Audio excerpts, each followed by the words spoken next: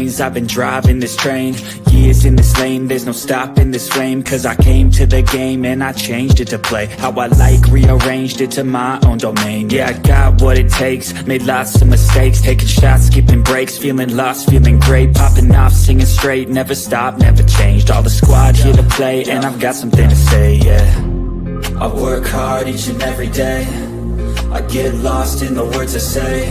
I don't push pause, no, I push play. I won't stop till I make a change. I withdraw on the things I make. I turn flaws into flawless traits. I build tall, never capping space. I won't stop till I hear him say, Welcome back. Welcome back. Can you hear me, JR? Yeah, I can hear you. Great. Guys, if you're in the chat, would you put a 1 in the chat if you can hear us? Okay. We've been having some technical difficulties. How's everybody? Happy Tuesday. Happy Tuesday, guys. Let us know. Shout us out. Let us know if you're in the chat, where you're from, what your thoughts were about this season. We know it's been a hectic season. JR, any thoughts about this season of Ready to Love Detroit? My overall thoughts, it was a good season. I enjoyed it right up until the second part of the reunion where all the chaos happened. So when those moments with Nicole and a few flare-ups, the Dominique dressing down of Bello, a few things took place that kind of shocked me because I was expecting there to be a lot more harmony, but you know how it goes. Every season there's some confrontations and people want to get their lick back and things like that. So what did you think? Yeah, I thought it was a good season. I thought that the cast of Detroit represented the city well. It was very varied and diverse. The professional occupations, the creative occupations. I thought that the ladies was simply stunning and beautiful, and that the men, they were fairly attractive, and our guest tonight obviously was one that was well sought after, Bello, right? Mhm. And Yeah. And I had a wonderful birthday. Everybody else was celebrating Valentine's Day. I got to celebrate my birthday with my favorite son.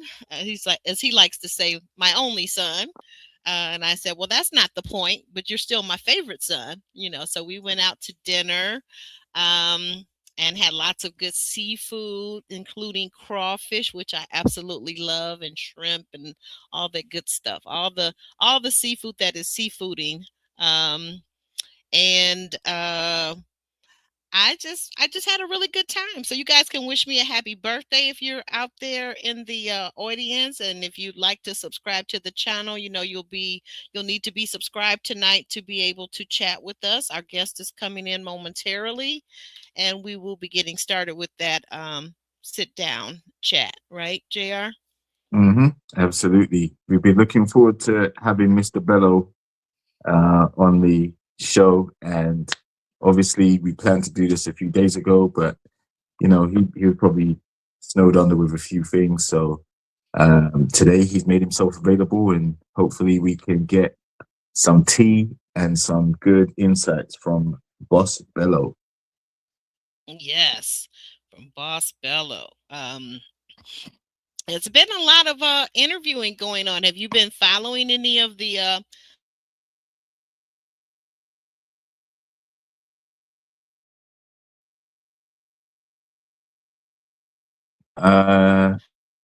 some hold on. Okay, there you are. So have you been following any of those interviews, JR?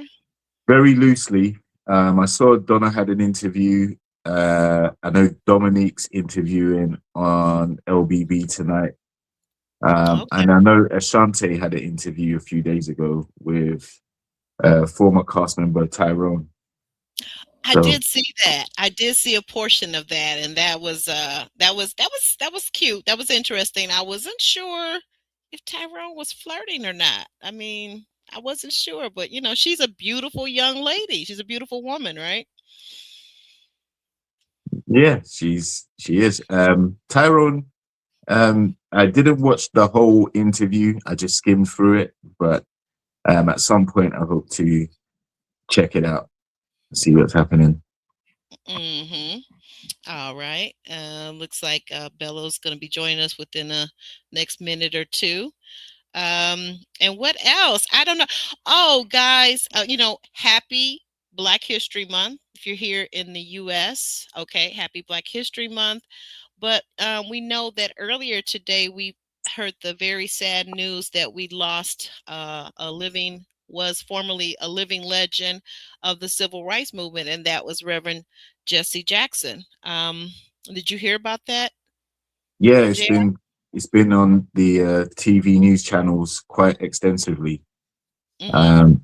So although the civil rights movement, Malcolm X, Martin Luther King, prominent figures were over in the States fighting for equality and rights for us. We certainly didn't have that in the UK, but we had to live vicariously through what was happening in the States. Yes, yes, indeed, indeed. Looks like Bello's ready. We'll go ahead and bring him up with no further ado. Well, hello there, Mr. Bello. You are How you looking guys doing? fantabulous. We're good. I'm great. How you doing, Bello? All good? I'm good. I'm good. I'm so sorry. I just came from a construction site, and I was running behind. I was trying to rush to get here, and I actually got some construction going on at my house. So you might be hearing banging and some noise, but I had to hide in a corner in my house that is not too loud. Oh wow! At 8 p.m. Oh my goodness! Yeah. They're working night shift.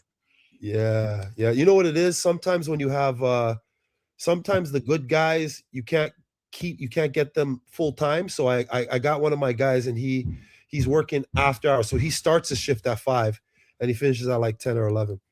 So Okay. he gets 5 hours out of him. So he's working away right now at my house. All right. Cool. I assume, obviously, with what you do for a living, man, you must encounter tradesmen all the time. So you probably got tons of people on your books when you need repairs done in any of the properties that you're building. Absolutely.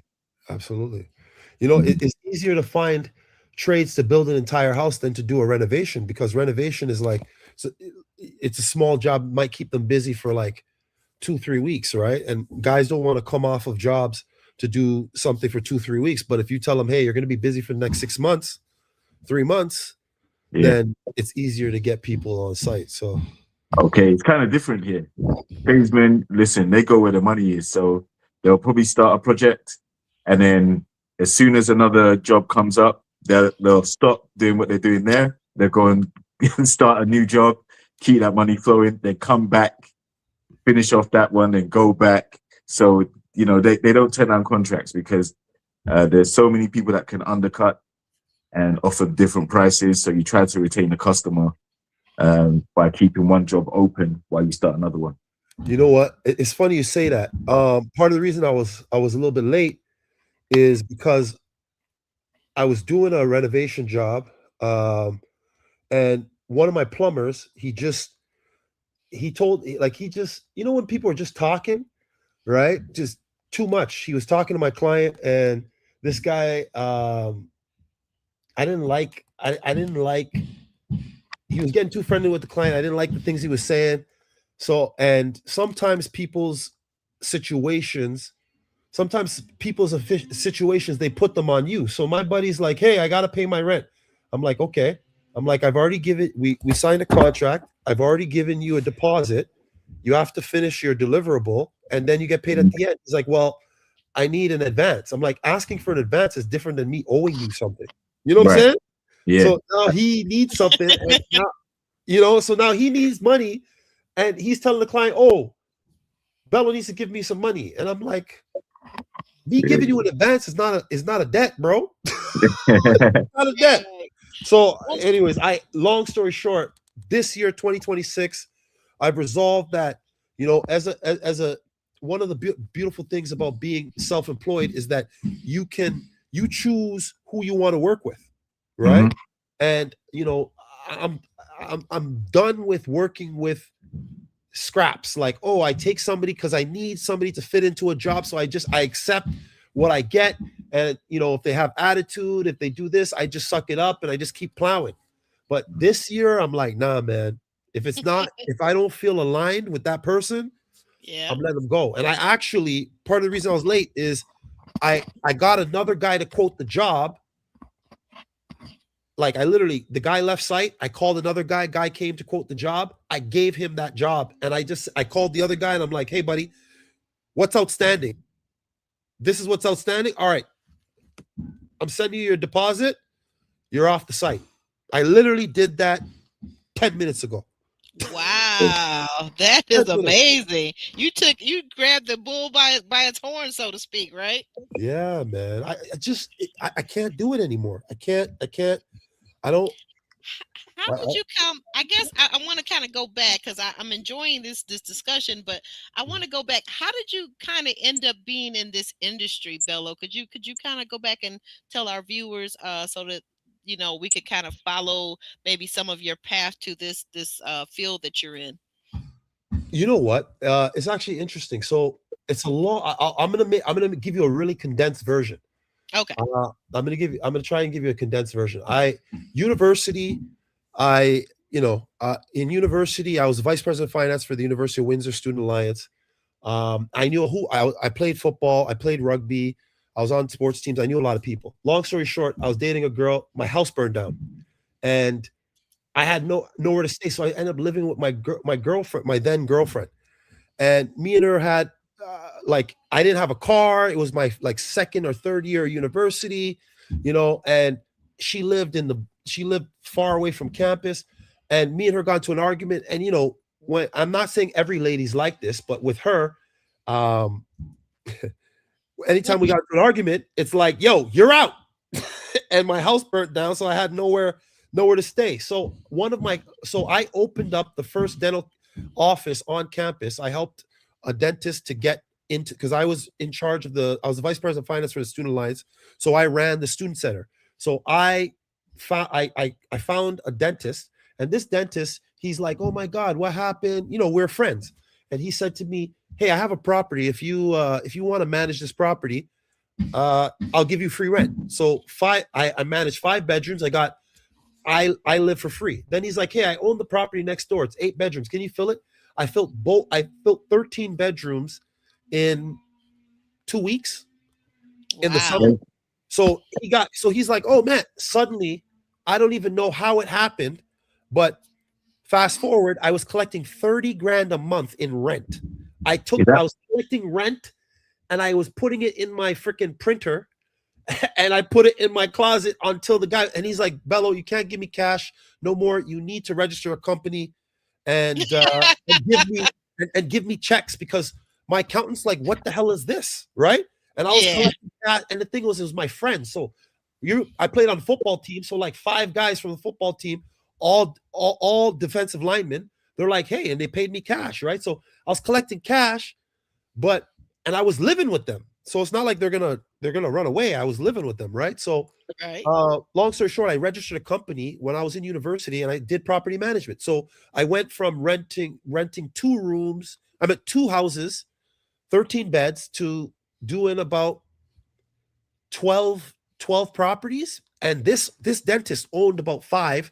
Then he introduced me to another doctor. I managed their stuff, and I got into property management. Fast forward, I ended up managing. I built my property management company to about 2,000 units, and I was doing property management. Then I ended up seeing. I was when you're doing property management, anytime there's a turnover of a property, you end up having a realtor selling it, right? Like, realtor sells the property. So I was looking, and I'm only making, as a property manager, I'm only making like 8 to 10%. Right. Mhm. And a realtor comes in. I remember I filled the building. This building had 8 units, 32 rooms. It was student housing. I remember I helped this guy fill the building. I gave him the financials. Everything was done. And he came in. He's like, hey, man, you know this building better than I do. He's like, you know the students, the rent roll. Can you do the showing? I did the showing for him. And lo and behold, this guy sold it on the second showing. I only did 2 showings. Wow. He made 200 grand. And he's like, Whoa. don't worry, I'm going to take care of you. I'm going to take care of you. I'm like, okay. Guess what he did? He gave me a gift certificate to the keg. And, and I'm thinking to myself, I'm like, okay, I'm managing 2,000 rooms. This guy sold 32 bedrooms for 2.82 million.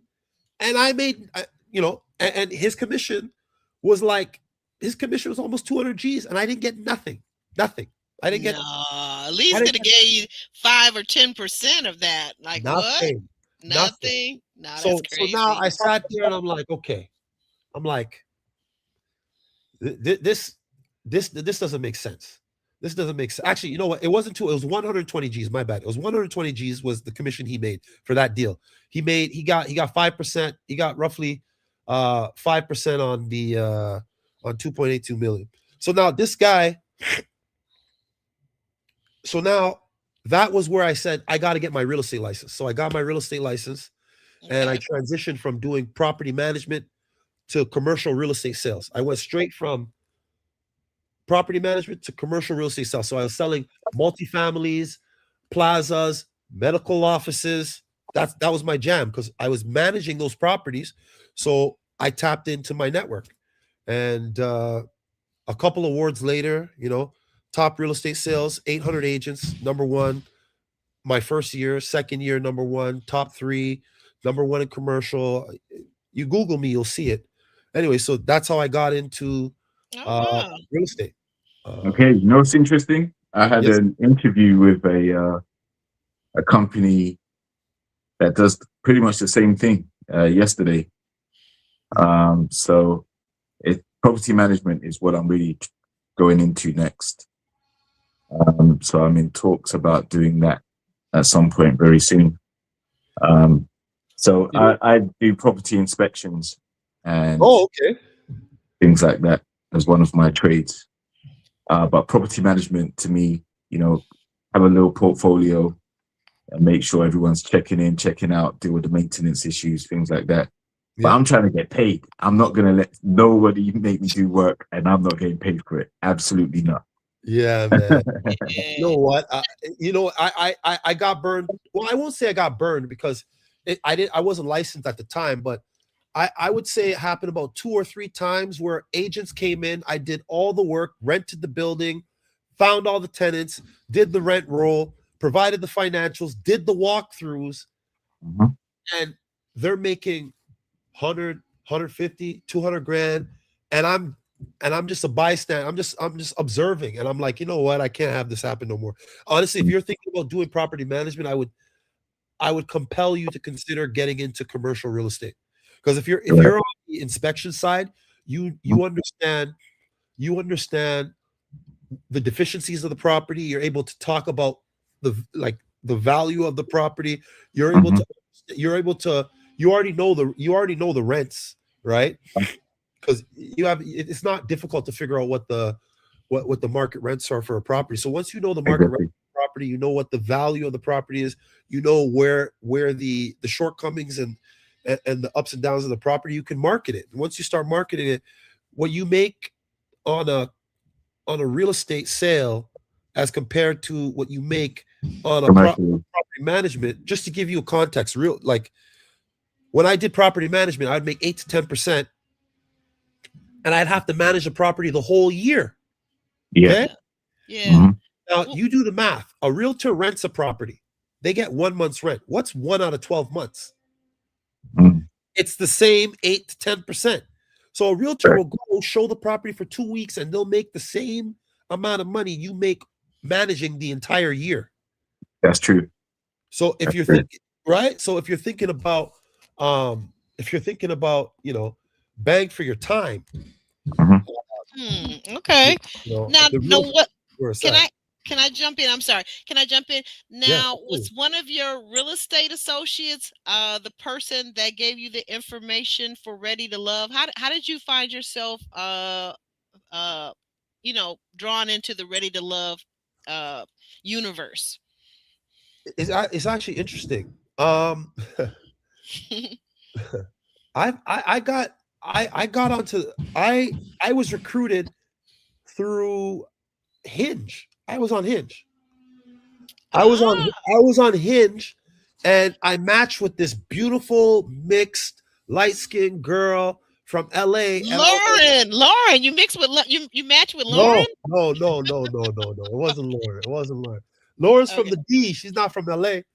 But anyways, I connected with this light skinned girl from LA, and she was like, "Hey, you know what? Would you ever consider uh being on a reality TV show?" And I'm like, "Huh?" And she's like, she's like, It's a dating show. Like you would meet a lot of singles." I'm like, "Are you on the show?" And she's like, "No, I'm not on the show. I live in LA. It's gonna be in Detroit." And I was like, "Wow, Detroit's like, I'm here." And she's like, "Okay, well, give me your number and we'll take it from there." Fast forward, I gave her my number and I'm like, "All right, let's see what happens." Then I do an interview. I'm still skeptical. After I do an interview, then I have to do like what's that word? Now, when you say an interview, was that like on Zoom, or Yeah, did you they Zoom fly interview. in to meet you? Oh, it was like a Zoom interview. Zoom, Okay, Zoom, Zoom, Zoom. okay, got you. Yeah. So I did a Zoom interview, and then after I did a Zoom interview with one person, then I did a Zoom interview with another person. I had probably about 6 interviews, 5 or 6 interviews. Wow. And I Okay. had to do a personality assessment. What's Hmm. that? What's that like? Is that like something where you answer questions, how you would respond, or something like that? It was almost, I could say it was probably 5 to 600 questions, man. Five Oh, to 600.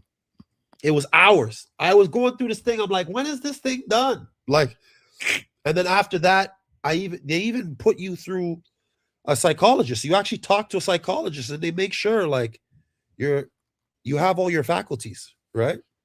right. Okay. Yeah. So All right. we had a psych evaluation. We had um we spoke to a psychologist. We did a long personality type questionnaire, Hmm. several interviews. Several Okay. and the thing is, you don't even know, even when they said, "Okay, we've chosen you," we didn't know the timeline, right? Like things. Oh, okay. Yeah. Did the psychologist give you any feedback before you went on to the show? You know what? He gave his number and he said, "Hey, if you want to go deeper," because they go surface level. They don't go very, very deep because, he's evaluating not only people who made it, but contestants, like people who are like, let's say, top 4, top 5 for each male, like, so he might be, there was 10 males, 10 females. He might have spoken to 50 females and 50 males and had Right. to do Ah, it I see what you're within saying. weeks, within weeks, right? So Hmm. it's a compressed timeline. So Okay. So yeah, that's part of the vetting process to see, like, you pass the psychiatric testing, then you go meet with the psychologist, psychiatrist, and then after that, they determine your personality, whether you're going to be good for TV, yeah, things like that. yeah, Okay. absolutely. Did they give you any script to follow when, like, for the mixer or anything? Did they No, prep you no, in any way? no, no. The mixer was very, it was interesting because you don't know the rules. So imagine somebody just says, "All right, we're gonna take some pictures." You're like, "Okay, all right, go in the elevator, go upstairs," and then that's it. That was that was the prep, right? Like, there's Okay. no, "Hey, don't say this. Hey, you're allowed to do this." That so a lot of the guys, like myself included, I didn't even know I could ask for phone numbers at the Okay. beginning, right? The first mixer, Hmm. I won't lie. I think I got one phone number, but And who was that? Like actually, it happened like this. I think I was talking to Vince, and Vince was like, "Yeah, I just got so and so's number." I'm like, "What? We're allowed to do that?" I'm like, "Where's Lauren?" I was like, Oh "Where's my Dom?" goodness.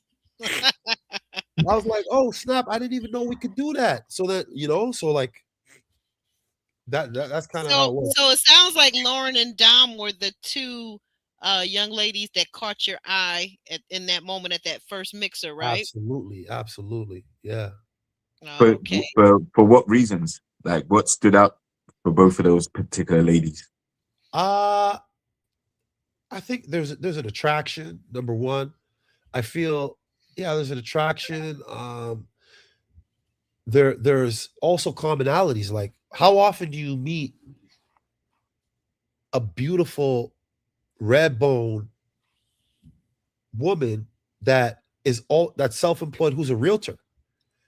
Like Mm. it's being a realtor, the timelines, the work schedule, it's not for everybody. So, it could be really difficult dating and being a realtor. So actually meeting somebody who's also a realtor or in that space, it's like at home. You're like, oh, she gets me. She Right, gets that I'm gonna be taking my phone. She gets that I'm gonna be looking down, checking texts. Like I'm not gonna be available between 6 and 10 on a Friday or Saturday, because I mhm, might be meeting with a client because those are the times that people are available, right? right, So yeah, so with Lauren, it was like, okay, we're in the similar field. I'm a developer, but she's a realtor, but it's mhm, similar, right? So I'm like, okay, yeah, that so with Lauren, that was one thing, and she's beautiful, well spoken, articulate, stands out. She's 6 foot, right? So mhm, that was one thing. And with Dom, it's actually funny. I think the producers felt from the beginning that we were the most evenly yoked or right, matched. And the reason why I say that is because the first mixer, the first two people in the room were me and Dom. okay, So I walk into the room, the only woman there was Dom. I'm sorry, my nose is very what's congested. congested. I'm super congested. So I do apologize about that. So if I sound Okay. congested, yeah. But anyways, with Uh, Dom, yeah, she was the only person in the room when we walked in. So you know how somebody says like, I felt like it was just the two of us. It literally was just two of us. Literally, we walked in, it was just us.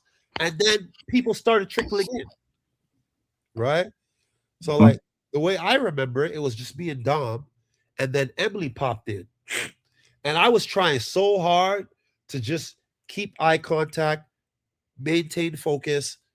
I didn't want to seem like I had wandering eyes. I wanted to just be dialed into the conversation. So as Emily came in, I don't know if she felt like I snubbed her or anything like that, but I was locked in on my conversation with Dom until we both agreed that we're gonna move go and mingle. and mingle with other people. Right. Yeah. Did you Uh, know? Did you know anybody prior to coming on the show? Like, had you crossed paths with any of the other castmates at all? Not one soul. Okay. Not one soul. No. I was Okay. surprised how many people had already met prior to the show. I was surprised. Okay. Who knew each other from what you can recollect? Darius knew Lauren. Mhm. Lauren, Dom knew Darius. Um, what's called uh, Dom knew of Donna Oh, because yeah. So Dom knew of Donna. Who else knew each other?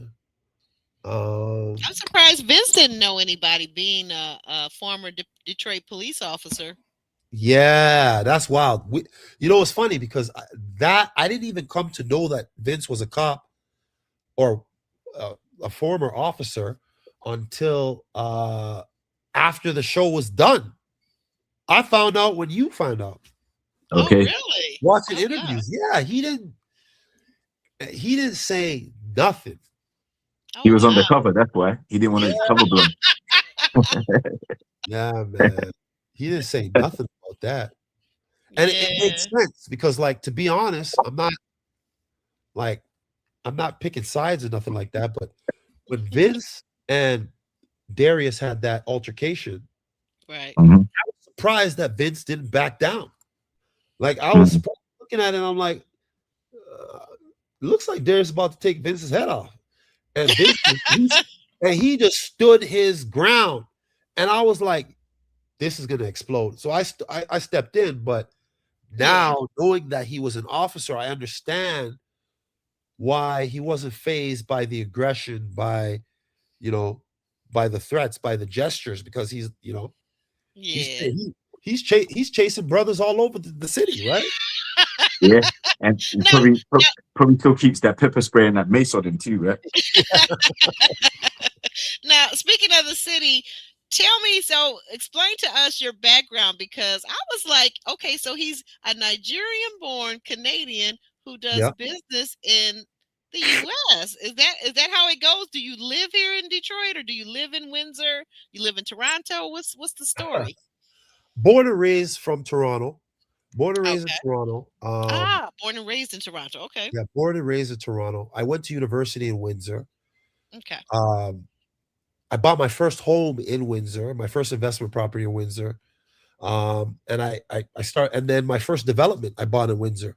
So I actually, long story short, I bought a condo project. Like I bought 2 acre parcel of land in Windsor, and that was my first development project. I turned it into 55 condo units, and then I was like, I got the approval for 55 condo units, and I'm like, okay, if I'm going to build this, I can't build from Toronto. I have to be in Windsor.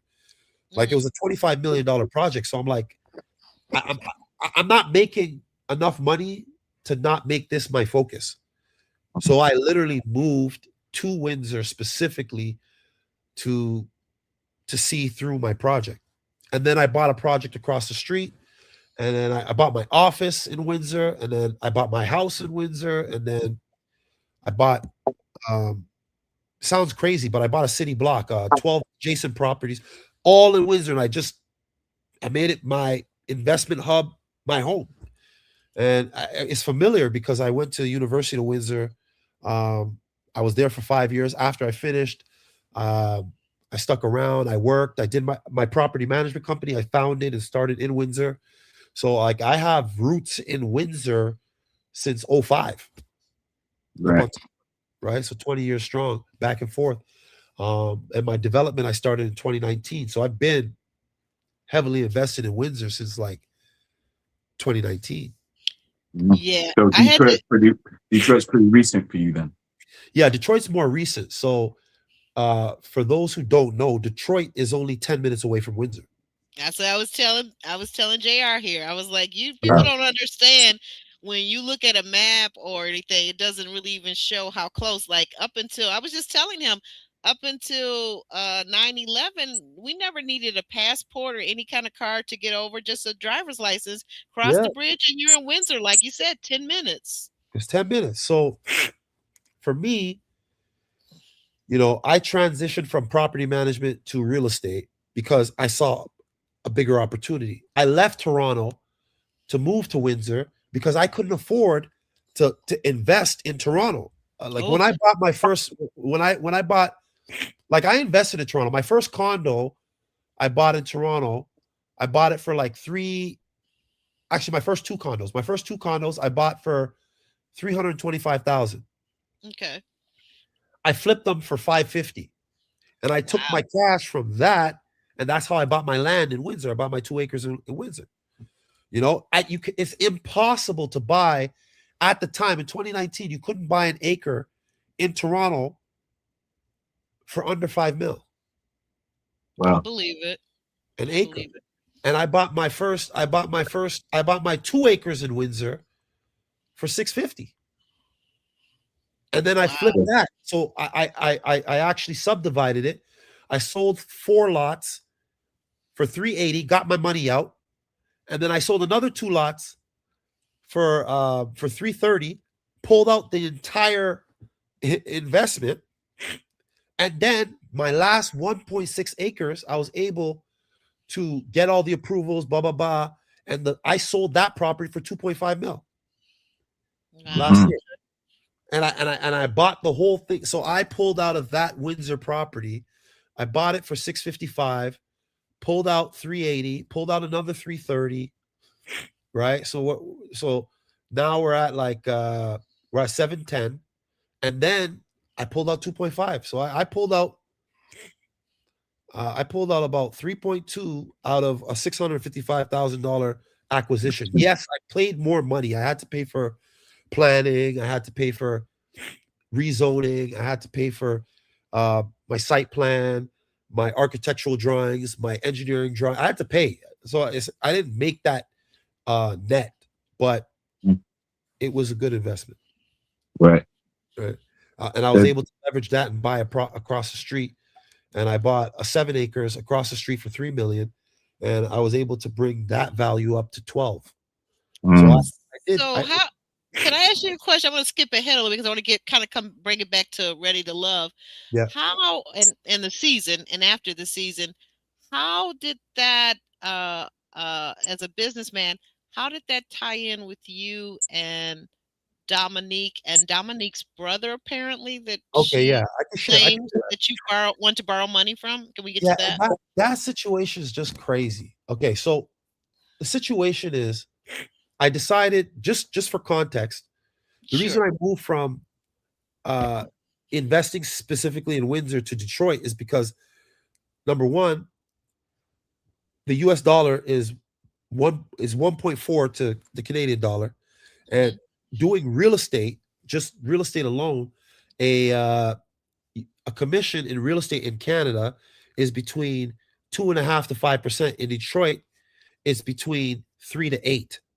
So commission values higher, dollar values higher, everything. So that's why I ended up transitioning to Detroit, because it's only 10 minutes away, but the population of Detroit is 10 times Windsor, and the actual potential of investment is double. Now with Dom, now turning back to Dom, I was looking for a construction loan. So I was talking with Dom. She's like, "What do you do?" I'm a developer. She's like, "What's going on?" I'm like, "Man, I'm in a jam. Um, right now, I'm doing the servicing, and the servicing requires a lot of upfront capital. Banks don't give money for servicing, so you can only get private money for servicing. So to service my property was about 2.7 million. I had to come up with cash to service the property. Servicing is bringing in the water lines, bringing in the gas lines, sanitary sewer, storm sewer, street lights, roads. I was building a community. I was building 33 detached homes. I had floor plans ready. I was supposed to sell these homes at 1.6 million. I already owned the land. I already started. I already had shovels in ground. I could show pictures with the excavators, me on site, my city approvals. I have everything. I have receipts for everything. So Okay. with Dom, when I was on the show, I was managing that project. So imagine I'm filming for 5-6 hours, my phone's blowing up, and I gotta leave and drive back to Windsor because I got stuff to deal with. So she was like, "Hey, what's going on? Why are you stressed? What's going?" And I told her, I'm like, "Look, I'm trying to do this project, and I'm getting squeezed from my contractors. They're like, hey, we agreed on this, but I want a bigger deposit. I want a bigger advance. Same thing, but bigger scale." And I already signed the contract with them, with the city, and it's not, you can't just, like, once the city approves somebody, you're kind of stuck with them, right? Right. And I had already posted security with the city for this project. So the city had 1.52 million dollars cash I gave the city so they can hold, because they had to have 65% of the total project costs. So now city has my money, but the city's like, "Hey, we're not going to release any of your money until it's done." And I thought that as the construction was happening, they would release the money to my contractor. City's like, "Nah, bro, you have to be finished, and we're going to release it a year after Completion. Yeah, because they're like, we have to make sure the roads, there's no issues with the roads, there's no cracks. We have to make sure that when you tap into our sewers, Ooh. there's no problem, because you're tapping into municipal sewers." So they're like, Right. there's a 1-year maintenance period. me as a first-time developer, Hmm. right? I Right. wasn't privy to that. So now Ah. I had budgeted and I had the money, but the money I had given to the city I couldn't use. So now I had to come up with basically double what I had anticipated. Okay. And Uh, was Dominique's brother? Were you trying to get the full amount, or was this a partial amount? Obviously, you don't need to give the figures, It but wasn't was this like a so, business arrangement where he was going to get like an ROI so this on was his investment? her brother. I didn't know this guy from nowhere. I didn't know who Dominique's brother was. I didn't know nothing. I just met her on the show and I told her what was going on. And she was like, oh, bet my brother has investors in Toronto, in Brampton. So I was like, oh yeah. Brampton's 20 minutes away from Toronto.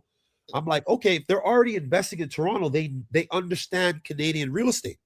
So I'm like, I need a mortgage. So I own the land. I already have shovels in ground. I already have contractors there. I already posted my security with the city. My engine is moving, but I came into an impasse because the city's not releasing any of the funds to the contractor. So I have to come up with cash to pay the contractor, cash to finish the project, and I get my money back a year later. So I'm like, okay, I need to pay. What Dom approached me with was she said, hey, my brother has investors. I'll introduce you, but he's not going to connect you with his investors till he meets you. So I'm like, okay, bet, let me meet your brother. So I met him. We talked. I sent him my information. 2 months later, Dom keeps talking about she has these investors, but nothing happened. I didn't have Right. it. I didn't have a phone call with the investors. I never met these people. I don't know where my email went. I only met with her brother once. Mm-hmm. Had no agreement, nothing.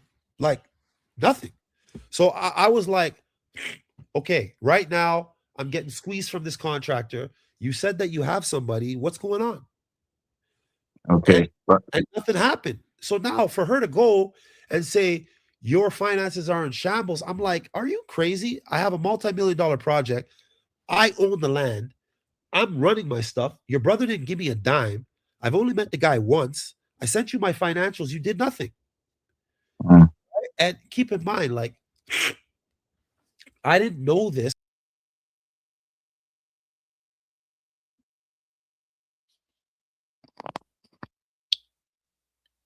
Bello? wait, where'd he go? Yeah, I don't know. Maybe he lost internet Connection. connection. Yeah, we'll let him come back up. I'll Yeah. No, I was gonna actually ask mhm. him a question actually check about that. your check your stay tuned. You be nice now. Check your JR2, check your IG real quick too when you get a chance, please. My IG. Yeah, yeah, yeah. Mm. Mhm. I might lose everything if I do that. Oh, gotcha. Okay. All right. Uh, Let's see if um, he's coming back up. Don't worry about it then. Don't worry about it. I forgot about that. Okay, I think he's dropped out and he's gonna pop back in. Stay okay. tuned. You are a mess. I thought about you. I gotta tell you this quick story about Stay Tuned. So what was I watching? And they said he must have liked her tickle. What was it? What do you always say? Stay tuned. The old pickle tickle. I thought about Mhm. you. Just wanted to pass that along. That is too hilarious. Um, so he'll be back shortly, guys. Just hang out with us for a minute. Well, we're getting a lot of background information about the business portion of yeah, pickle tickle, right? The business portion. Um, you guys ready for us to get into the RTL portion a little bit more? Okay, Yeah, there you well, the thing is, all these questions do lead to RTL. So what we're go. doing is we're getting a background because Dominique alleged some financial improprieties. So what we're Oh, finding out is about how here his business works and the whole he's back. liquid cash JR, he's versus back. asset type thing. Yeah, JR, bring him up, bring him up. okay, But all right, yeah, so we're getting there. The roads all lead to RTL. Yeah, yeah, yeah. okay. You know it's a school night though, JR. Just so you remember. Listen, I'm ready. I All ain't right, got you time. go. Go for it. Go for it. Go for it. Yeah. You got. So hey, Bello. Yeah. Yes, Now that sir. you're back, bro.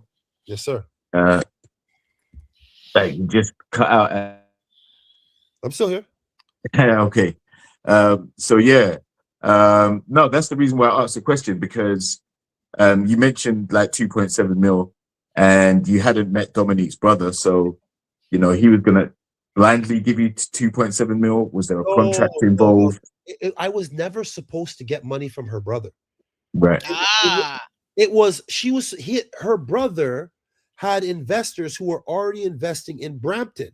So he Hmm. was supposed to introduce me to these investors. yeah. But, Right. Oh, but before he can vouch for me, he wanted to meet me and get to know what I was about. So Hmm. her brother was just supposed to be a referral. He was supposed to be somebody who introduced me to an investor. And the investor, the thing that's so crazy, and the reason why I feel betrayed with the whole Dominique situation is this is pillow talk. You know what I'm saying? Like if I throughout the show, I don't go around touting I'm this, I'm that. I don't talk about my money. I didn't talk about anything because I didn't want my interactions to be based on money or what I have. I right. just came as I am. So Hmm. with Dom and that situation with her brother, it's crazy that she even brings it up because nothing came of it. And I was never supposed to get money from her brother. He was supposed to introduce me to somebody. And Right. it's not like a loan, like a traditional loan where, hey, I need 50 grand. Let me buy this car. I'm developing 33 detached homes and I need a construction loan, Right. mortgage, a Okay. literally So a he construction loan towards building this subdivision and the homes. okay. And So he was meant to just put you in contact with someone who could help you get the development done, but that's he it. was to have no specific like involvement as an investor to get a return on anything. Yeah. Okay. Cool. And just for context, I was paying 20% return on investment. I was paying 20% return on investment for the lender. I know anybody who's in the financial space is like, wow, that's high. But when you think about it, the typical private mortgage is between 10 and 14%, right? Then when you pay broker fee is 2 to 3%.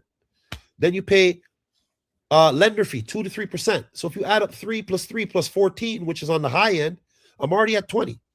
And Mm. if I'm on the low end, if I'm on the 10, 2, and 2, I'm at 14. Right. But for me, I was paying $67,000 a month mortgage on Hmm. the project. Right. Every month I was bleeding. And I only had so much money saved to keep the project going. So for me, the way I looked at it is if I'm paying 14 or if I'm paying 20%, this loan is just to pay out my existing loan and to get the construction because in construction, Hmm. you you need to finish. You don't want to be doing construction in the winter. You Right. want spring, summer. So I didn't want to. And the thing is, if I found an investor at the time I needed the investor, I would be able to continue. So that 4 or 6% that I would lose out on, I would have made by saving 5 or 6 months in stagnation, right? So I was Right. like, giddy up. I'll pay the price to play, right? Okay. Because on the other side of the project was a fat check. So I'm like, I'll pay a premium to get this done, you know? Right. So obviously Dominique didn't understand the nature of your business and how the finances work.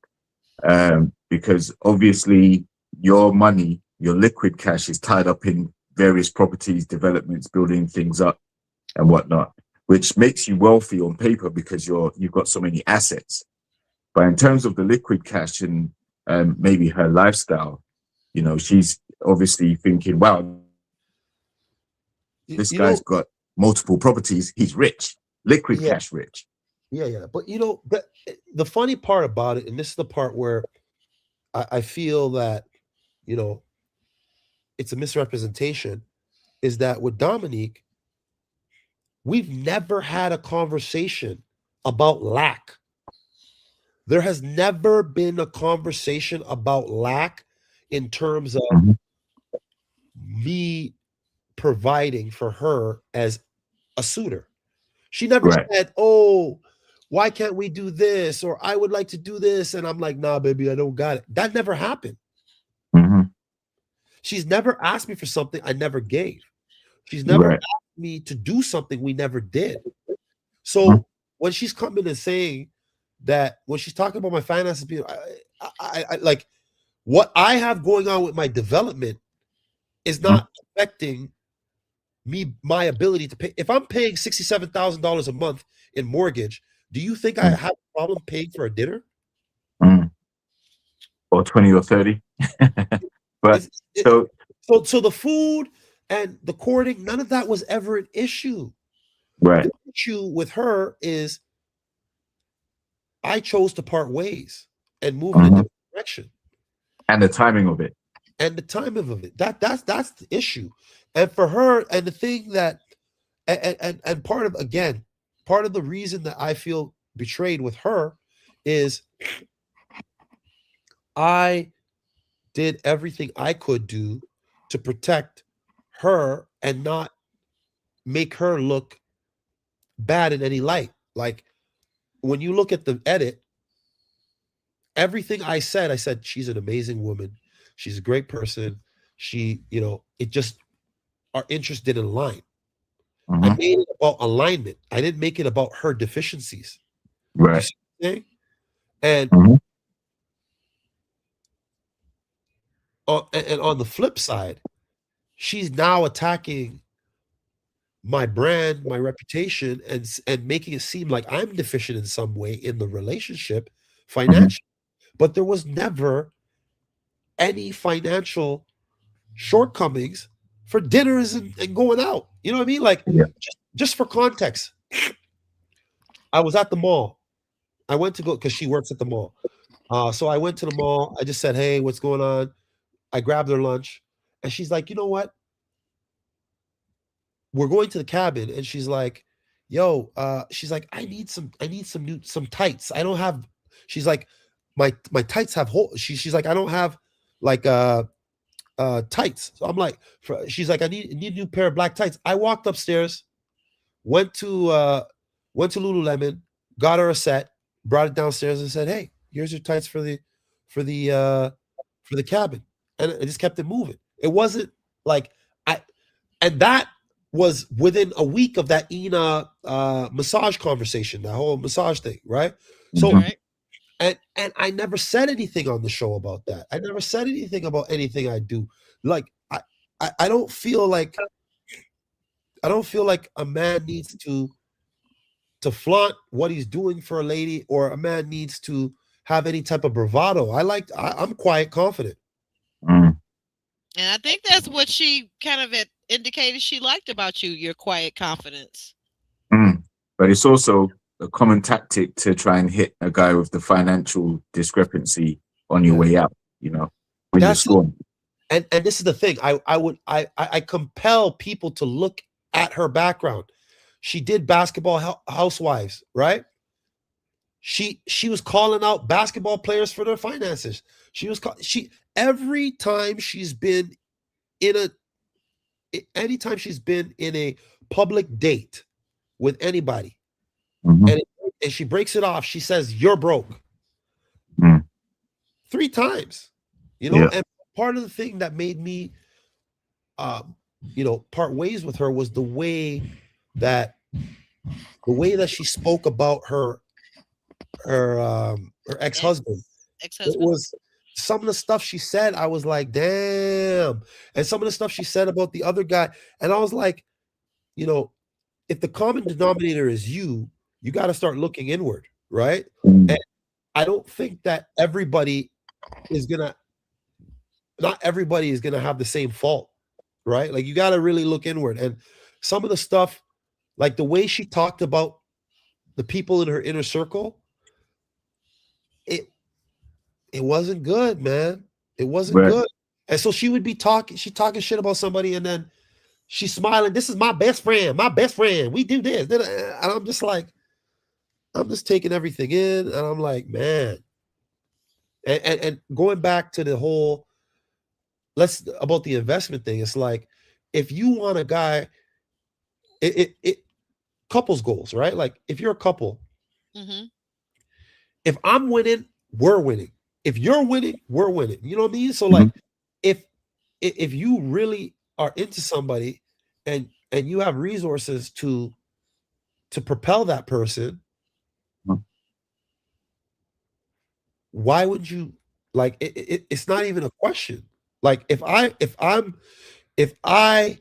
am if I'm dating somebody and that's my person and they have a need that I can fulfill is within my means, I'm going to do it, right? And if it's a referral, hey, I know a person. It doesn't take anything from you to refer. The It Right. person's doesn't. going to vet me. The person's going to vet me. Nobody spends millions of dollars without vetting them. Mhm. Right. Yeah. That's true. So look my stuff up, and if that person, it's up to that person to decide if they want to deal with me. Nobody who's a who's an institutional investor is going to invest millions of dollars into somebody who's not legitimate. Mm. Okay. How So many dates? How many? How many dates did you actually go on with Dominique? Where was it 10? Was it 6? Was it 20? Like how many dates did you actually go on? I want to clear something. So I didn't go on dates with Dominique and her kids every date. No, that's crazy. Like that we would never get time to really get to know each other, right? So Right. I could say we've definitely gone on at least 15 or 20 dates.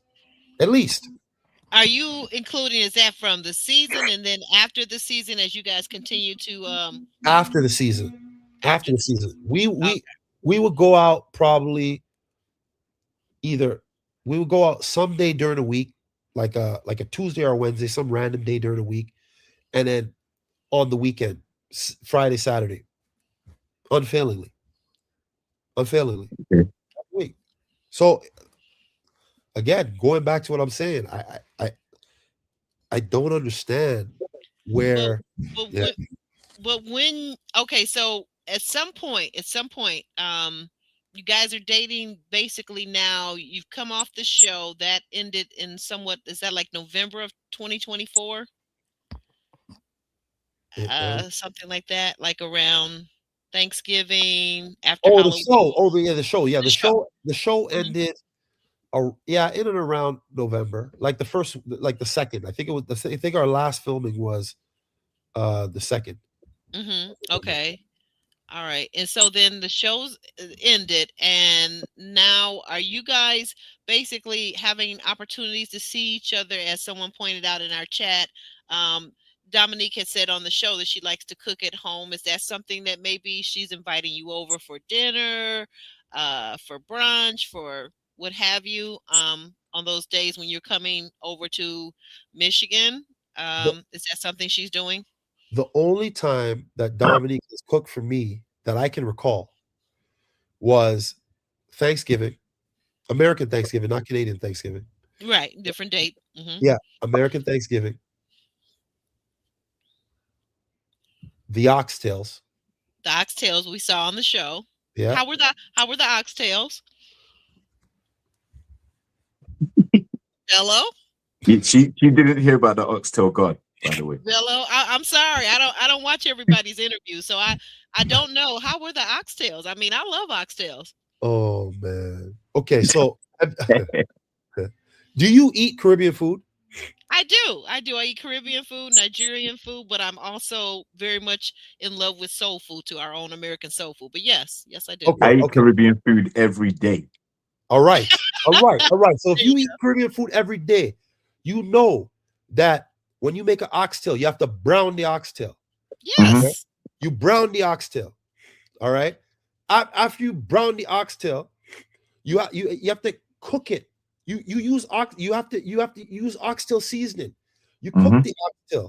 You have to boil oxtail for until it's fallen off the bone, right? That's true. That's right. All right. So imagine an oxtail with just black pepper and salt.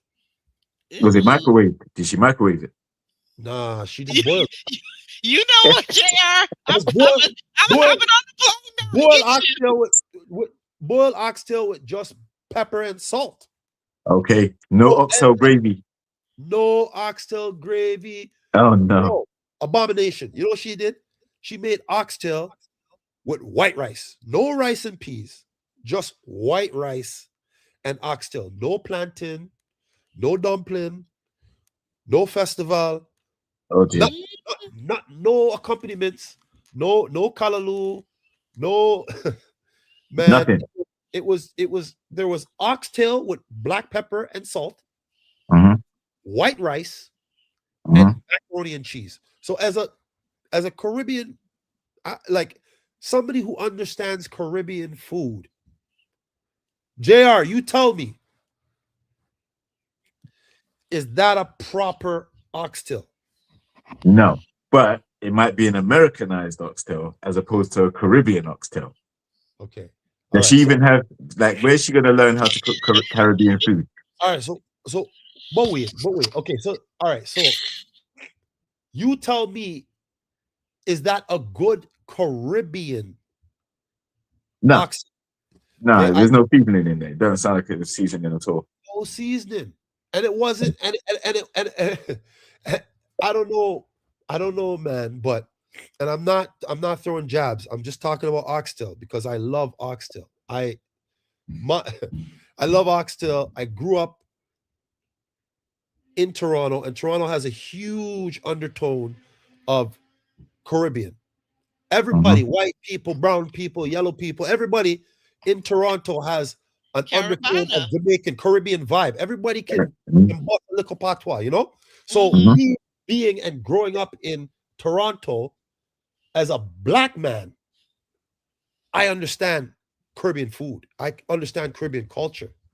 And that being said, you can find you can find a Caribbean, or you can find a Caribbean, or like a Trinidadian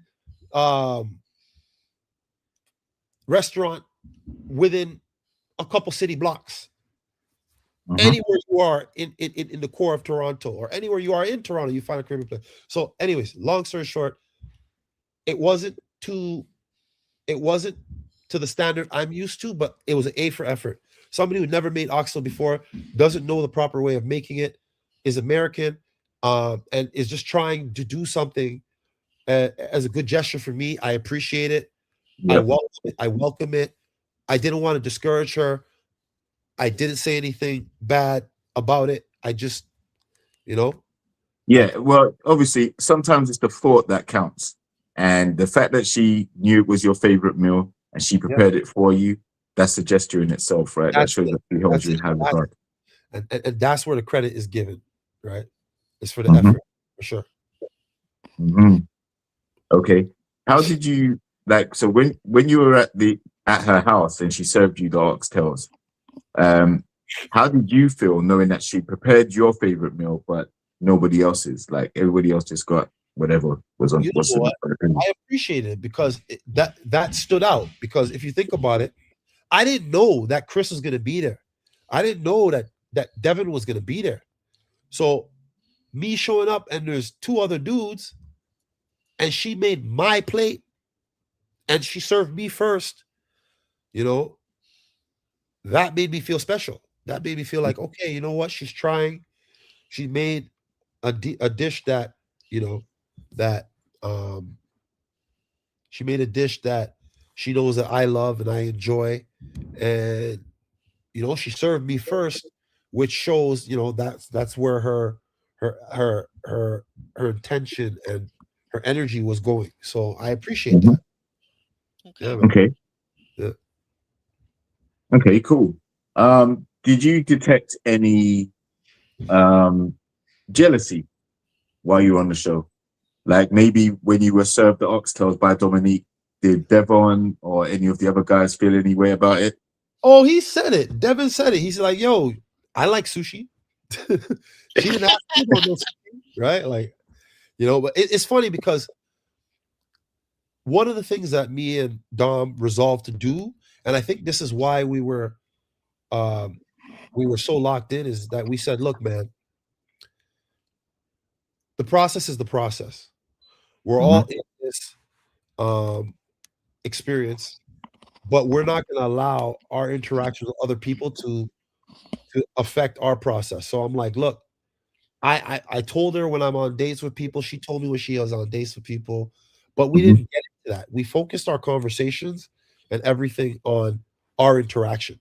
So Right. I didn't really know that, I didn't know how much Devon was feeling her or his expectations of her and all of that because it wasn't relevant to Hmm. our interaction. It was just, yo, let me just focus and lock in on you and let's focus on our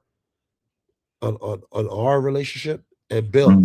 Because the moment that you start allowing other interactions to muddy the waters, now it's not clear anymore.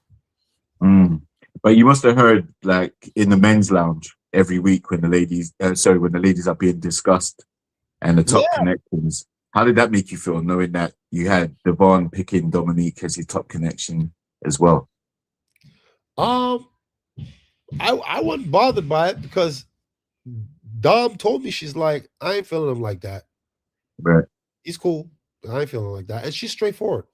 She's straightforward on a number of things. Yeah. Okay. There did come a time where Dominique started to cut guys off for you, and she was doing that quite early. Um, so it was like she got to a point where she realized you were the one. Why did it take you so long to realize that Dominique was your best connection? What was keeping you from choosing, say, Ashante or Lauren, but still Uh, hanging around? to be honest, I feel like with Dom, we met onset and offset, Hmm. right? We met onset and offset. We talked onset and offset as well. So it's very difficult for people to play catch up when I'm clocking in 15, 20 hours in a week with Dom and they're only clocking in 2 hours on a date with me. You know what I'm Right. saying? So Hmm. our intensity was further beyond everybody else. And like with and and one of the things is I was genuinely open to possibilities, right? So I'm like, okay, I like Dom. I know that I have a good relationship with Dom. I know that this feels right, but Hmm. let me not just put my blinders on. Again, I'm a um I'm a serial monogamist. So when I'm in a relationship, I'm in that relationship. I'm focused on that relationship. That's what I'm focused on. So I have a tendency to not veer off. So when I was talking with Dom, I'm like, okay, in this process, I need to be open to other possibilities. So yeah, I'm locked in with Dom, but Ashanti has a lot of commonalities with me. Um, Lauren has a lot of commonalities with me. There's an attraction here. Let me see where this goes. Let me see where this goes, and let me try and be open, right? Hmm. Hmm. Okay. And when did you tell Dom about your young child that you had, the previous child you had? Did you break that to her early, or did that come like middle or late in the process for you? I came early, man. Again, uh, with Lauren. I broke that to Lauren first. She was the first person to know about it, and then she shared it with all the women. So Okay. so Dom was reactive. She's like, "Yo, Lauren told me this. What's the deal?" Right? And I want to actually clear the air with that. A lot of people, I feel like I've been getting a lot of flack um for my daughter, and one of the things that I want to set the record straight about is I met her mother in Miami, and we connected. We wore protection. We wore a condom. The condom broke. We did the morning after pill, and she still got pregnant. Fast forward, this woman, um, she she was engaged several years prior, and they tried to have kids. It didn't work for her. So now, fast with me, we wore a condom. It broke. She took the morning after pill, and she still got pregnant. She's like, "This is God. It's like a miracle baby. It's a miracle baby." She's like, "I didn't even know I was capable of having kids." Mhm. She's like, "I don't want to let this one go." Now, how can I talk? I couldn't talk her off the ledge. I couldn't. And Did you attempt? Did you attempt to? I did. I did. I did attempt to. And the thing is, 37 years old, who has a oops baby at 37? I've been intentional my entire life. Mm. This was a situation that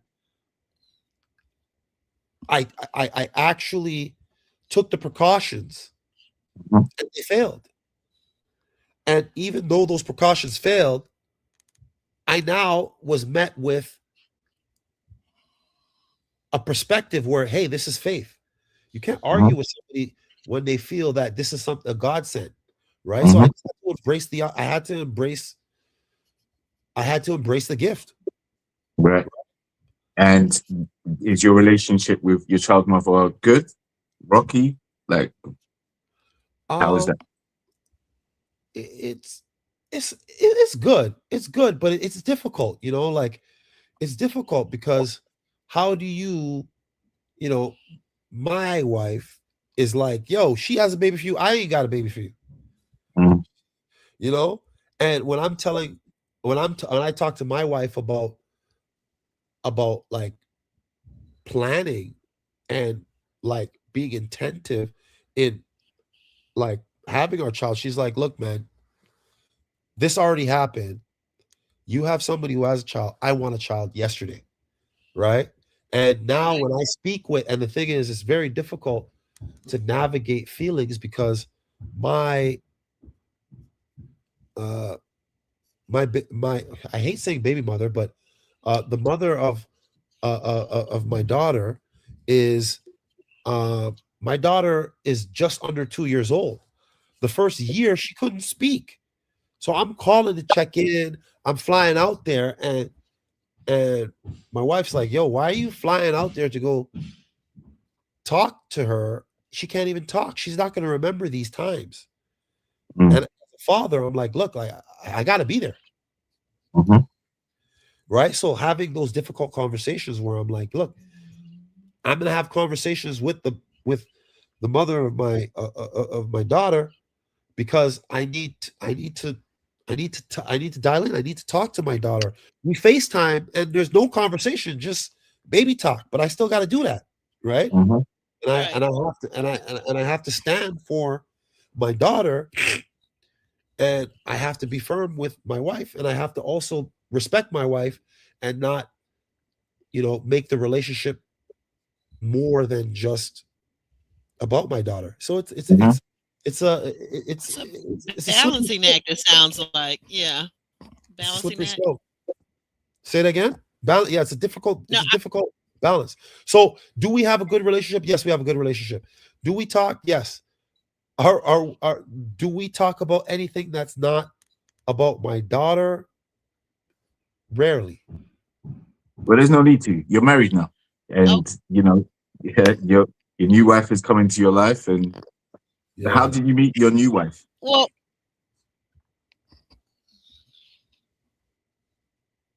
Okay. Okay, Aubrey. It sounds like you're about to ask a question. yeah, I was trying to get something in. Sorry about that, JR. I Yeah. was trying to ask you, like, with your wife, your family in general, because we saw your brother on the show. That was your actual biological Yeah, brother yeah. He is my bio. that was on See, the and show. that's something I want to clear up. So, he is my biological brother. We have Well, a I thought different father. Same mother, different father. Okay. And there's an age gap as well. Yeah, yeah. 12-year age gap, and record. that's I why. thought you guys, right? I thought you guys resembled. I saw the family resemblance, so I had no doubt in my mind, at least anyway, But what I want to ask you, so how does your family, and I know your wife is, of course, obviously part of your family, but like your siblings, your parents, how do they feel about your young daughter? Um, they're cool. They're cool. My mom has always wanted a grandchild.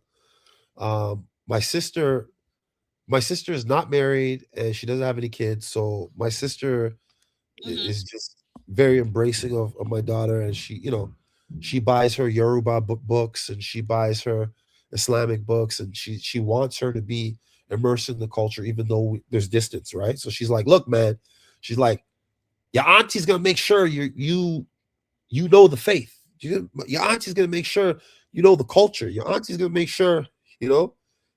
So, So so your daughter definitely has met members of your family, your siblings, yes, your parents. absolutely, Okay, absolutely, absolutely, okay.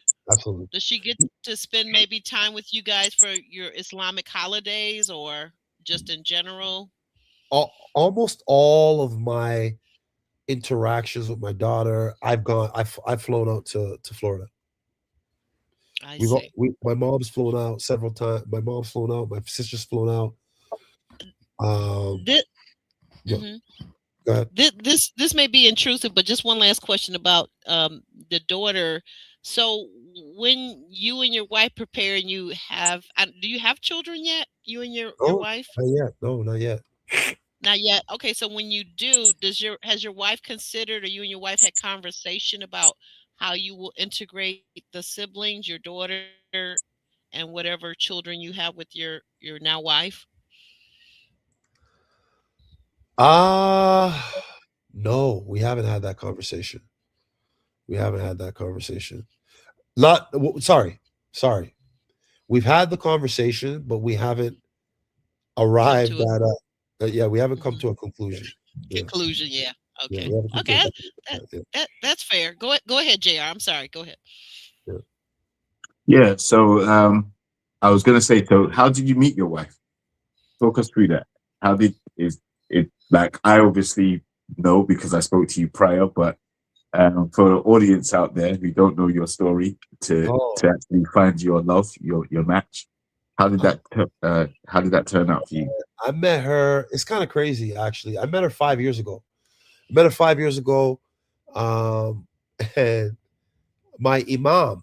Imam is like a Muslim pastor, a priest.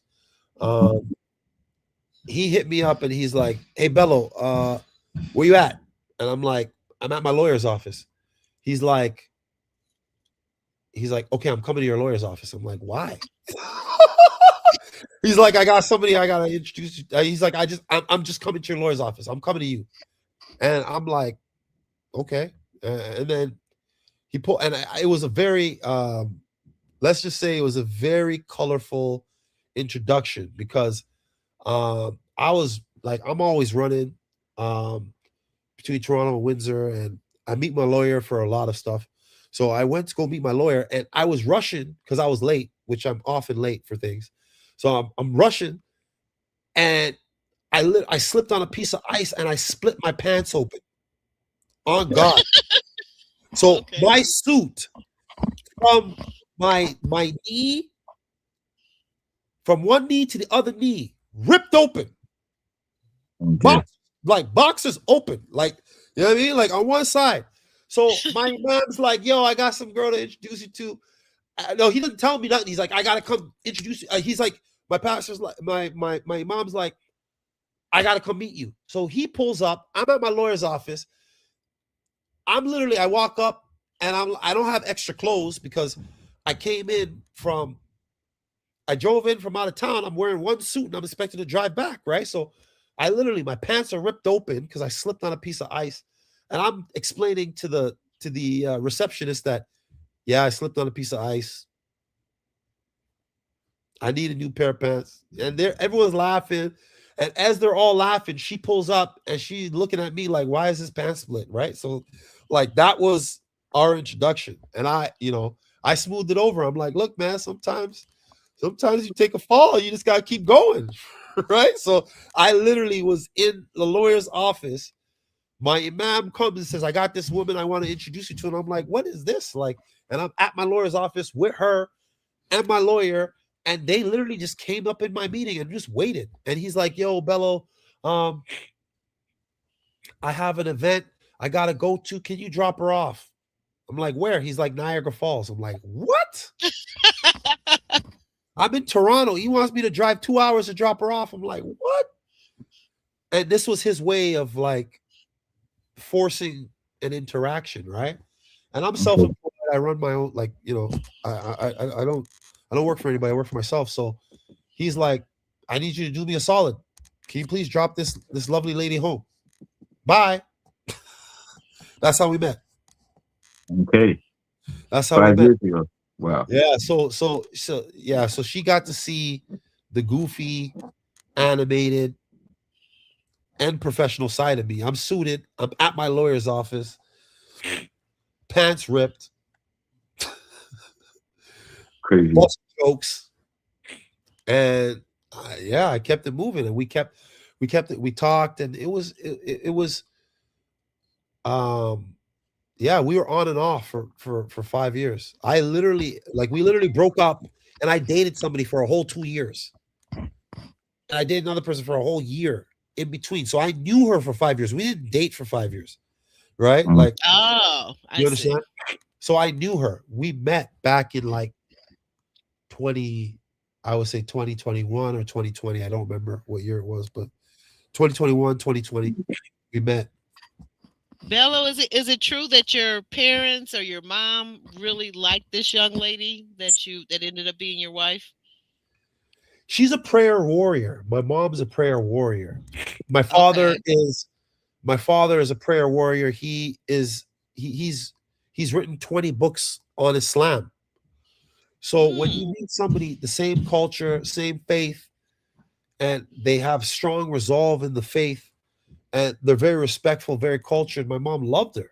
My mom's like, "What?" Like, I actually had, like, my mother broke up one of my, like, I I can say confidently that my mom placed a huge wedge in one of my relationships because she's like, mm, "You being stupid.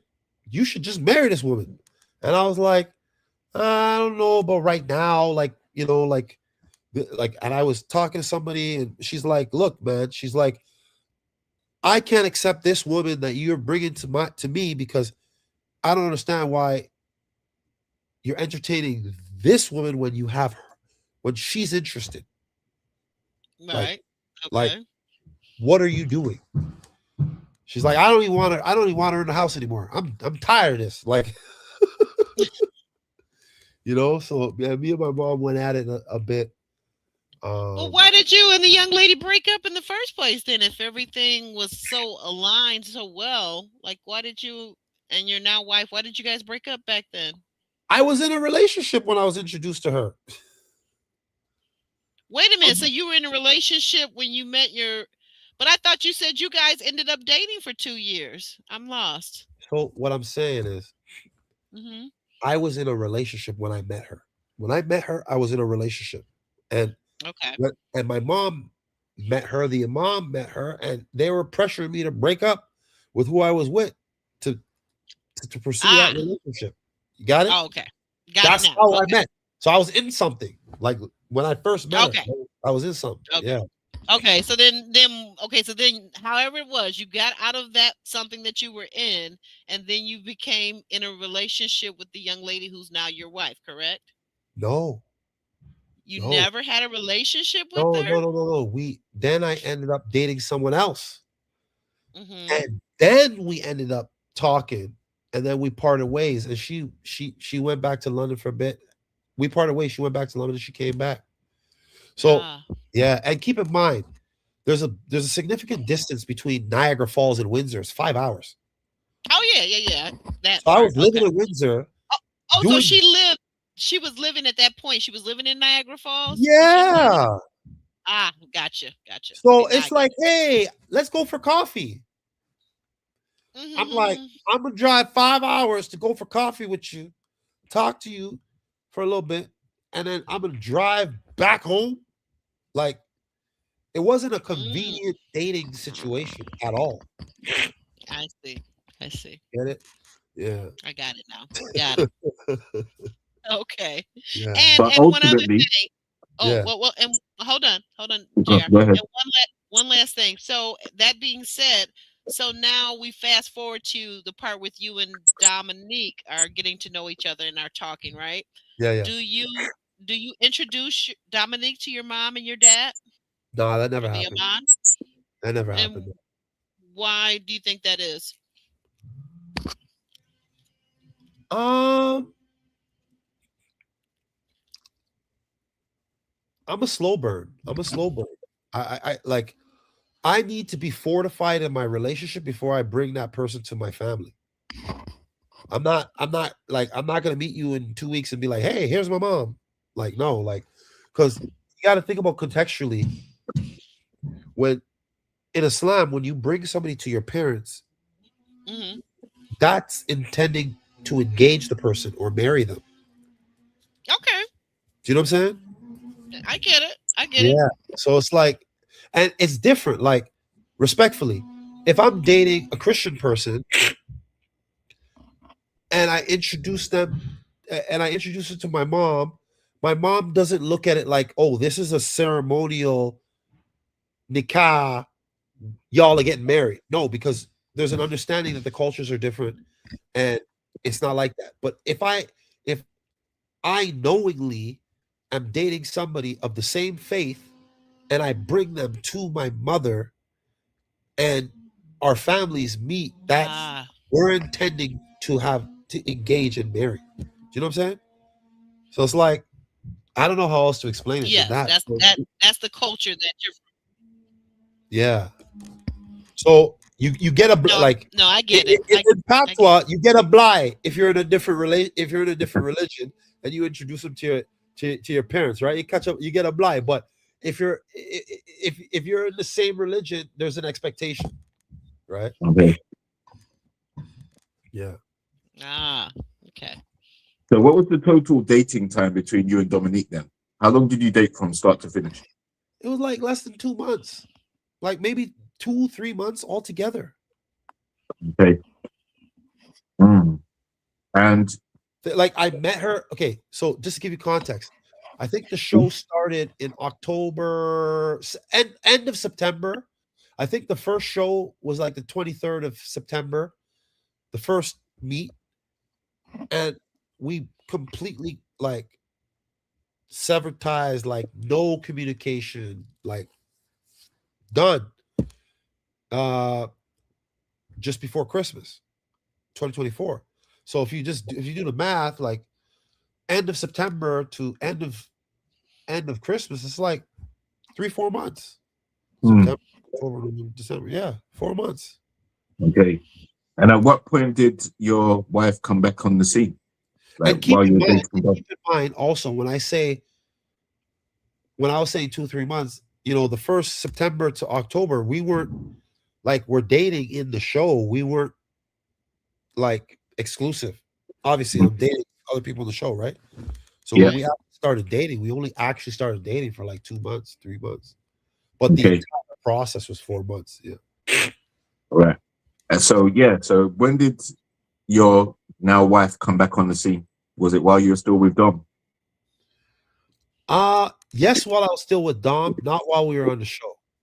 So, and when I say on the show, I'm talking like I consider the what's it called? Not memorial, the reunion. I consider the reunion to be separate from the show, and the Mhm. reason I say that is because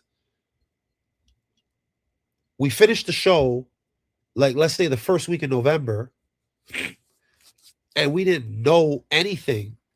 They didn't tell us when the reunion was. They didn't tell us nothing until March, Mhm. right? So like we finished the show, stopped filming, living our lives, and then they're like, "Hey guys, all right, come back.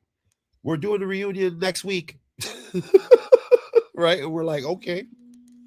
Mhm. Right? Yeah. Okay. Yeah, and, All and right. going back to the whole dating situation, it wasn't like I was dating I was dating my wife and then I was dating Dom and I was going back and forth. No, I was dating Dom And the reason that it was so abrupt was because I wanted to make a clean cut. I was like, look, Mhm. I'm not gonna play with Dom. I'm not gonna cheat on Dom. I don't want to disrespect my now wife. I was like, look, she's coming back into town. We had a couple conversations on the phone, and I was like, you know what? I wanna like the Dom situation was fleeting. I already by that time I had checked out maybe 2 weeks prior to, but I was still like humming and hawing, like, should I? Like, she's a cool girl. Like, I like, should I do this? Do I have to make a clean break and start fresh? Like, and then I was like, you know what? No, I don't want, I don't, I respect Dom. I don't want to be entertaining somebody else. Mhm. And I don't want to be entertaining somebody else. And I don't want to be dating. I don't want to, I don't want to start something Mhm. with my now wife. I don't want to start something with her and have lingering relationships. So I'm like, look, so when I came to Dom, I was fortified. I already had my mindset. I thought about it. I took time. I paused. I removed myself for a couple days. I thought about it. I talked it out with some of my friends. Da da da da. And I'm like, yo, this is not it. So when I came to her, I was absolute. I was like, look, I thought this through. This is not it. And I didn't tell her, hey, I'm pursuing this, because I didn't know what was gonna come of me talking with my now wife. I didn't know where it was gonna go. And Mhm. for me, it was more like I don't wanna I didn't want to lead her. I didn't want to like lead her on and keep going on something that I didn't feel like it was going anywhere. Like uh, I, uh, I said it on a little black book. Like I gave her money for her real estate license, and she spent it on rent. Right? She knew that I was struggling to find a lender, and she didn't take it seriously. She didn't make the connection. She just let it linger, and she used it as Mhm. a carrot. And I was like, yeah, uh, forget that. Then with like So you the things she said her about her not sister-in-law, but basically her brother's uh her brother's uh her brother's baby mama. The stuff she said about her, I was like, oh damn. Like, and then the stuff she said about certain people and the way she was moving, I'm like, you know what? This is not it. It's not it. so that was something with that sounds like Bello, that her talking about people in a negative way is something that impacted you. Did you ever speak to her about, No, about no, that trait or about that no, habit? no, Why no. not? Why not? It was, when something happens once, you're like, oh, okay, maybe that was that specific person. Then it happens again, and you're like, okay, It's that, actually the person's personality. yeah. And then it happens again, and then it happened again. And I'm like, man. And these are not like the stuff she was saying A lot of were, vitriol, maybe? pardon? A lot of vitriol in her voice or in her what she was saying about the person at the Very time? disparaging remarks type thing. Very disparaging remarks about people, man. Like if I told you just two things, you'd be like, oh my God. And I'm Mm. just thinking to myself, like, again, like I said, I'm a slow burn, right? So like I just met you, and the stuff she was telling me about her baby, about her ex-husband, and the stuff she was telling me about her brother's baby mom, and the stuff I was just like this is a lot. This is a lot, you know. Mhm. And the thing is, I'm not gonna go and talk people's business and say stuff.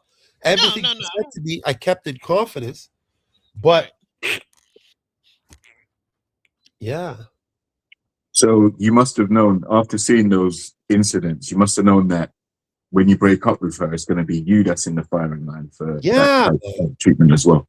yes, yes, and it's crazy because I thought that the way that I conduct myself, maybe she would mirror that. So I'm like, yo, I'm not gonna put this on you. I'm not gonna say anything negative about you. I'm not gonna put you on blast. I'm just gonna say, hey, it didn't work. Like, we don't need to defame each other. Mhm. Right. You know? Right. But the thing is, on this show, you know, and it's not a personal attack or anything that I'm about to say, but there Yeah. are times where some of the cast members will come off the show, and then in order to stay relevant or to create some type of buzz around their appearance, they will make allegations and stuff or Yeah. insinuate And things. I'm seeing that. And I'm seeing that. Right. And I'm seeing that. And I don't like let's be clear. Okay. Mhm. If she goes, Bello's broke, Bello's broke, Bello's broke, Bello's, how does that, like, I understand if you're trying to sell some tights and you're like, I have the best tights. These are like rip proof, this proof, this proof, and you're selling a product and it's propelling you somewhere, right? Mm. I ain't mad at it. If you're doing something that's going to propel you in a direction that's going to be beneficial to you, your family, and your goals and aspirations, do what you got to do, right? Mm. If I'm in the way of something that you're pursuing and you got to step over me, I ain't mad at it, right? I'm not mad at it Mm. because you don't have any loyalty to me. We wake up, for me, if you tell me something in confidence, I'm gonna keep it 100. And I'm not out there trying to chop down anybody, right? Mhm. But the Right. thing that boggles my mind is it's like, what's the benefit? What do you gain Makes from? it feel good. Yeah, and that's the part. I don't think like that, and that is part of the reason that Aligned. we're not aligned. Mhm. Like, Okay. think about it. I brought my ex on the show, and my ex is one of my best friends. And when I was going through all this stuff with Dom, she was like, yo, you want me to talk to her? Like, think about it. So, like, what type of character do you have to have when you can break up with an ex, still maintain a good relationship, and then that person stand for you on a TV show on national television, and then stand for you offline as well, Mhm. right? Yeah, Good, that's true. good people attract good people, and good people retain good people, Mhm. right? Very I true. don't, I don't see the benefit. Like, I don't know. I don't see the benefit. Mm. So, Bella, was there ever a point in time while you were getting to know the other two ladies? I believe they were at your top, near your top, was Ashante and Lauren, perhaps? Was there ever a time where you just said, well, maybe I'll put a little more effort into talking to them and getting to know them better before you got to the final day where you made the decision to choose Dominique? You know what? I'll tell you something that nobody knows, and this is actually really funny. But there was a time where Ina was my one of my top connections. Um, Oh, and yeah, and it was around the Oxtail time, Mhm. okay. and Okay. it was crazy because one of the things is like um, one of the producers, she's like, she has like, like she has like this, like, I don't know how to explain it, but like I feel really comfortable with her, and I just tell her everything. I'm just like, I don't care, right? Like I just tell her everything. It's on camera and stuff, but and I know they're gonna chop it up and whatever. But I was very open with her. We'd have conversations on camera, off camera. I just tell her everything. So like when I was telling her, yo, I'm feeling this Ina girl, I found it crazy that we ended up with Ina in Dom's house. Eating a meal Ah, that Dom cooked. That's why I was caught off guard. I was like deer in the headlights because I pulled up and I see these two dudes. I'm like, oh, okay, that's what's up. And Ina was Mm. there, and I'm like, I didn't know Mhm. that they had connections with Ina.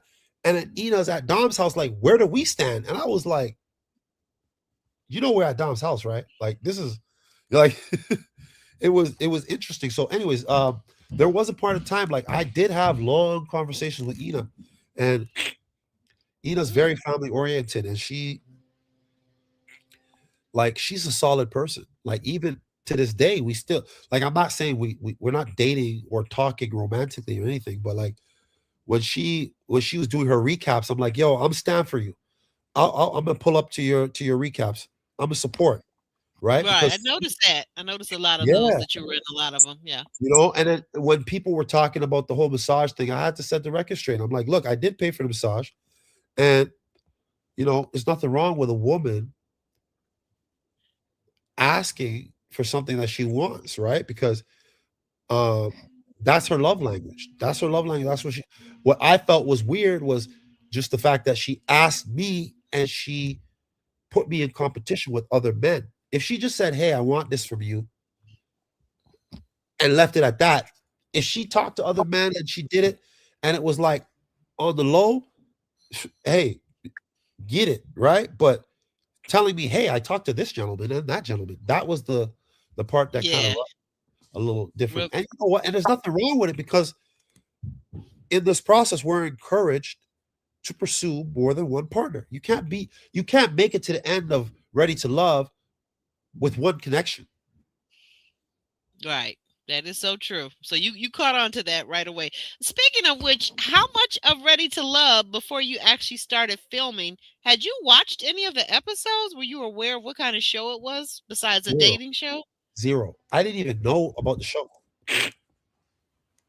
I didn't even know about the show. And the craziest part about it was the fact that yeah, I didn't even know about the show. And I actually started watching the show while we were filming. So like I went so like we would film and I go home and I'm like shit like and that's where I got my inspiration to wear my African outfits. Was from Mike from season 1. Right. Call him Mike. Right. Because I was like, Mm, I respect that he's rocking his traditional outfit. And I don't know him, I don't know the brother, never met him from nowhere, but I felt like I connected with him because he's Nigerian, I'm Nigerian. He's proud and he's rocking our traditional outfit. And I was like, yo, I respect that. And then when I was on the show, I'm like, yo, I'm gonna wear my stuff. I'm gonna rock my stuff, right? Because I'm Nigerian, I'm proud, and I embrace my culture. So I'm like, yo, this is what it is. Like, exactly. if a girl is gonna dog me for wearing a traditional outfit, and you ain't, you can't hang. So so yeah, I did watch some of season 1 to try and get a grasp of like what to expect and like what I was in because I knew nothing about the show until I was on the show. Okay. Did you watch the show? Did you watch your season back with your wife, or did you watch it like Oh, good alone? question. Oh yeah, we've been watching it together. Hell yeah, we've been watching it together. Man, Okay. it's like it's kind of funny because it happened over a year ago, and I'm still being held accountable for stuff. Well, how does she like your scenes where you're doing the kissing? I mean, how that, was that that that watching? that's the part. She's like, look, like you embarrassing me, like people. And that's the funny part is that I didn't know the show. I thought the show was like Oprah Winfrey Network, and like in Canada, it's not as big of a thing. So like I've never watched any old TV shows until I was on one. So like I didn't think any of my friends, I didn't think anybody was gonna see it. I didn't think it was that big of a deal. I swear on God, I didn't know. And like so now, like even yeah, so now when she's like, oh, my coworker saw this and this person and I'm like, look, man, this is before we got married. They know that. Just tell them Okay. filmed over a year ago. This is just what it is, right? She's like, damn, Bello, like you embarrassing me. You know, and I'm like, look, man, like, you know, You got to tell her we weren't together. we weren't together. Like, what do I do? But she enjoys it. She watches the show. She enjoys it, and she knows everything. Like all the reviews, everything. She's on it. Half the time when I'm hip to something, it's because she watched it and she gave me the lowdown. Oh, okay. She's actually watching a recap right now. I'll bet she is. I bet you I can tell you which one too. Yeah, she's watching it right now. Yeah, I bet you I know he's got a British accent also. Well, Jr., you've got any more questions? I know you want to talk Yeah. about. I heard you want to talk about your book that you're writing. You want to tell us about that? Yeah, absolutely. So, my book, you know, I've had a crazy journey. I started off doing property management. Um, I started off doing property management, went into real estate, went from real estate to real estate development. Just to give you context, in Ontario, there's only 8 real estate developers. Ontario has 13 million, uh, has a 13 million population, and out of 13 million, there's only 8 black real estate developers in Ontario. Mhm. Wow. And me and my cousin are 2 of 8. So, you know, highly blessed, highly favored. Um, it's been a journey. I actually I shot up to I owned about 15 properties, 2 of which one was a 55 unit condo building, one was a 33 unit subdivision. I made millions and I lost millions, and I've learned from it. On the business side, on the development side, on the real estate side, um, my experience on TV, all of that all of that I talk about in the book, and the book is actually a workbook. It's a personal development. It's a mix of personal development, real estate, my journey on set and off set, and it talks about how to take yourself from having an idea to making it happen and leveraging real estate to do that. So Mhm. that's the book. It's right now. It's in publishing. I'll launch the cover and all of that in the coming weeks. My Instagram is follow Bello on IG. Thank you so much. Uh, uh, 11 Lee. Yeah. But yeah, so that's that. And yeah, something I haven't really talked much about was one of the things I did that's a mistake is I invested 80% of all my income. Every dime I made, I invested. And all my projects I owned, I had no partners. I did by myself. And one of the lessons I learned was, you know, the big boys, Elon Musk's, the Tim Cooks. If you think about Elon Musk, for example, he only owns 13% of Tesla, and Ah, he's the richest man in the world. Here I am, little old Bello, trying to own 100% and not joint venturing with people. So I learned to shift and to actually do joint ventures, collaborate with people, mm-hmm. and instead of buying something, bootstrapping and wearing it on my back myself, I've learned to build a team, co-invest, bring people with me, and then identify and pursue opportunities as a group. And I've now created Alkebalon REIT. Alkebalon REIT is like it's a real estate investment trust where people can invest, and then we cooperatively buy underserved we cooperatively buy assets in underserved communities, and we oh shoot, somebody's calling me, sorry about that. Anyways, we buy assets in underserved communities, and we repurpose them, get Mhm. higher rents. Stop calling me. One sec. Hey Patricia, I'm on a Zoom. I can't take this call. I will call you tomorrow after 10. I need this fixed. This is very unsafe for my son to be sleeping downstairs. I We don't have no other room available for him. Okay, no problem. I'll send a plumber to your house tomorrow after 10. Okay, thank you. No problem. Yeah. Yeah. Property management is real. Yeah, I was about to say, good advertisement for your property Yeah, management service.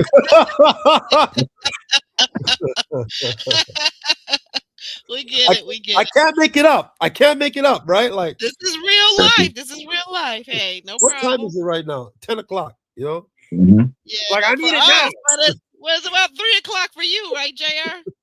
Yeah, 3 a.m. for me. Yeah.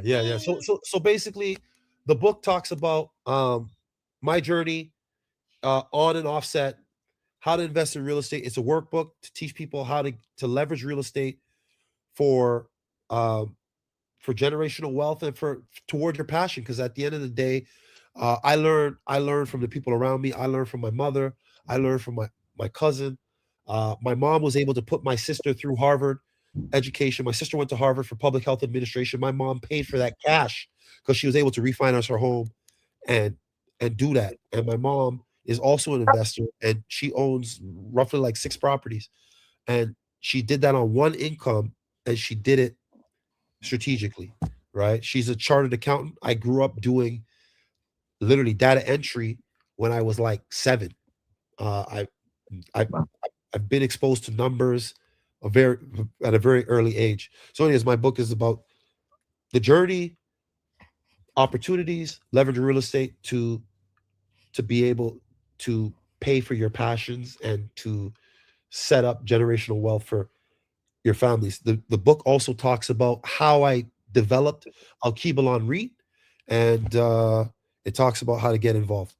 So yeah, that's what I'm doing. I'm focused on my brokerage. I'm focused on building my family. I'm focused on building and expanding my client base with the REIT, and and just sharing the knowledge and my my wins and my losses, and sharing them, because a smart person learns from other people's examples rather than having to go through it themselves. Mhm. Absolutely. Okay. And life after Ready to Love has been generally good for you, like on the up, Yeah, aside man. from your book. What other projects are you working on? Still waiting for that. What's that? Baijian? What's that thing called again? What's that? Beijing. Beijing. Beijing. Beijing. I'm still waiting for that Beijing sponsorship. I, I don't even use the product. I've never used Beijing. Um, Again, everything's. Well, I mean, what? Let me just ask. Okay, since you brought this into the equation, what But made hey, I'll take you? a check. I'll take a check if they wanna promote it. I'll take a check. I'll sponsor that. The only thing I ever use uh is Topic, and that's like I've let's say seen you're. that in the stores. Yeah, Yes. yeah, Topic. So it's like, if like, let's say I'm trying to grow my beard and I'm missing like a little tiny piece here, I'll just Yes, patchy. patch it. I just patch it up. That's it. Or if I have a gray hair or something, I might just. But I I don't I don't color my beard.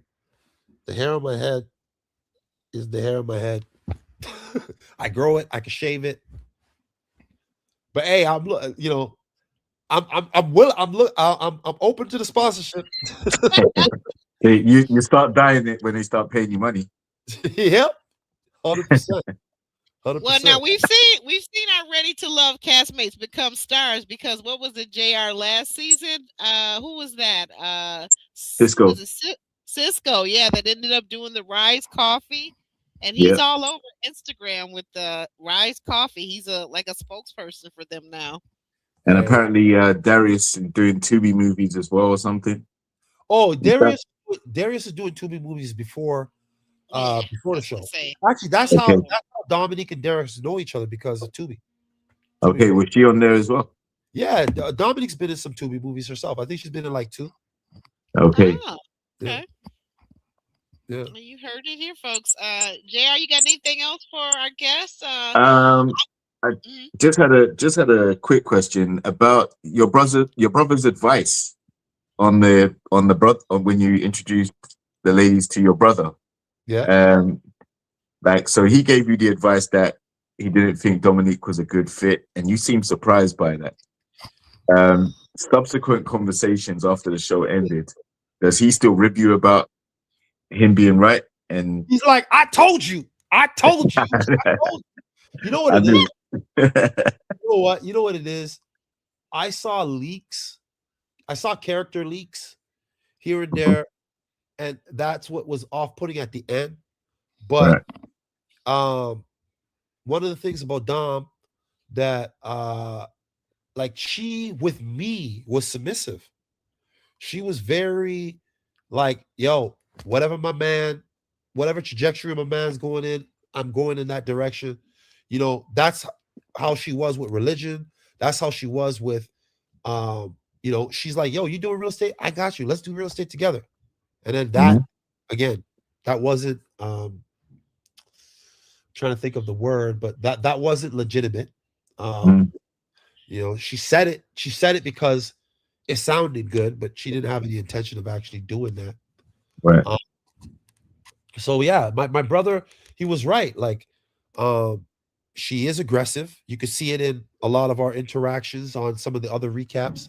Mhm. Uh, she can't have a tendency to like to lose composure and do things that are not becoming of what I would look at as my wife.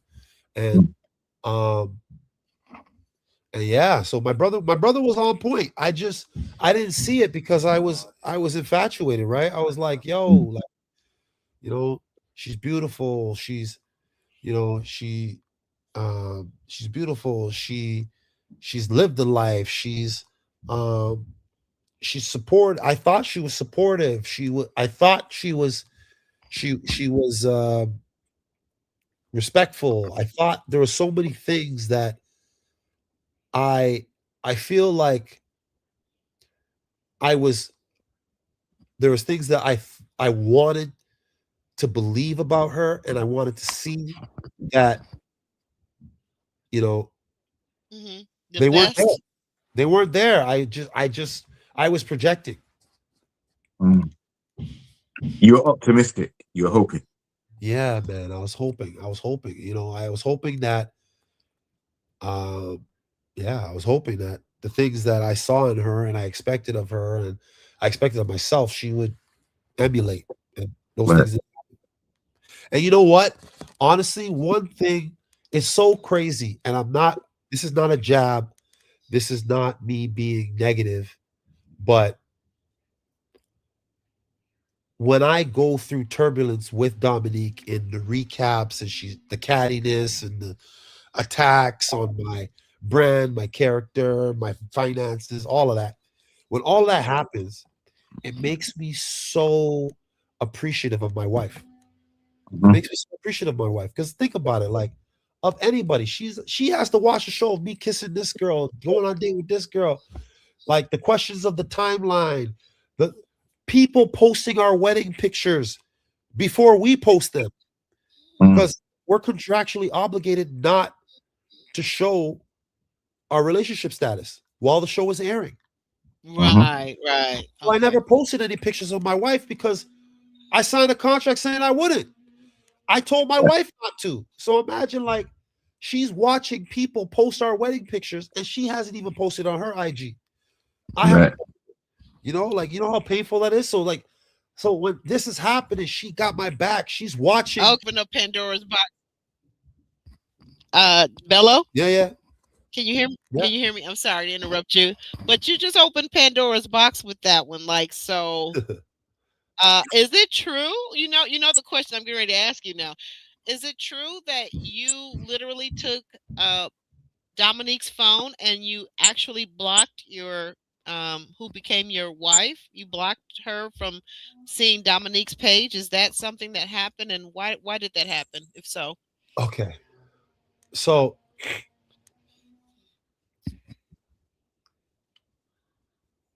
think of it this way.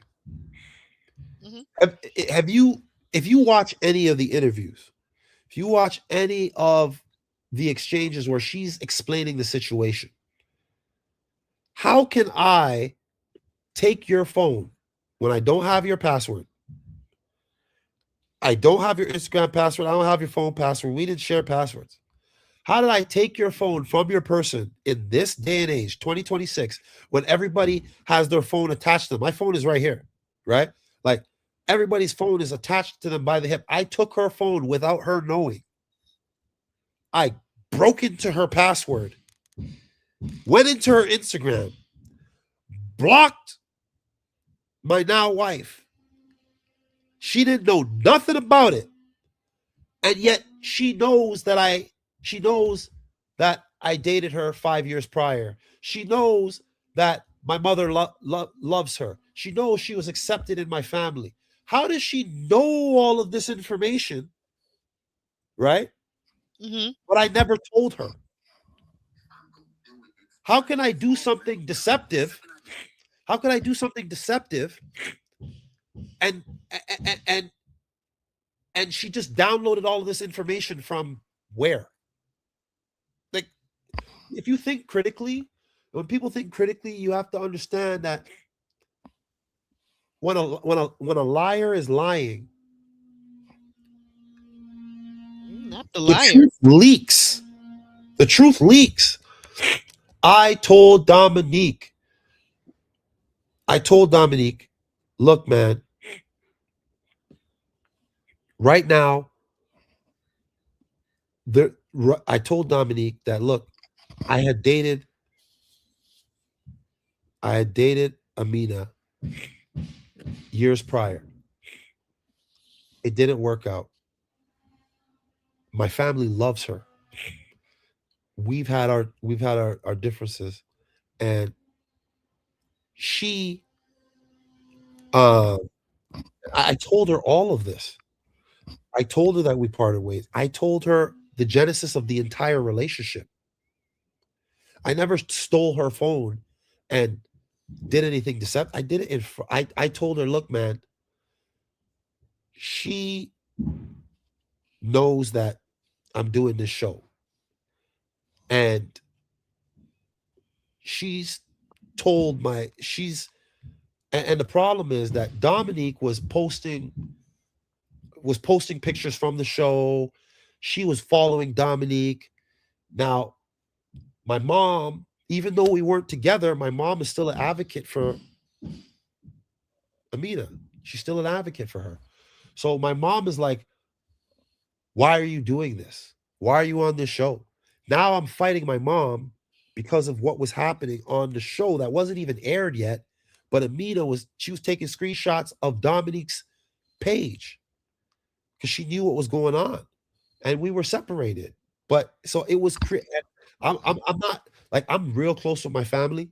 I'm real close with Okay. my mom, hmm and it was creating turbulence. And I'm like, yo, like I told Dom, look, this is happening. I want you, I, I want to block her so that she's not gonna relay this information to my family because I don't want to have to fight on two fronts. hmm My project, the show, my family. Like, I don't want to do all this. And I explained everything to her. So the fact that she comes and she To said, her Dominique or her Amina? Who are you explaining this to? I'm sorry, oh, I explained everything to Dominique. Dominique. Okay, got you. Yeah. I explained everything to Dominique about that. And she was aware of it. I told her everything. Mm. So that's the How part did she where handle it? How did just, she handle it when you told her?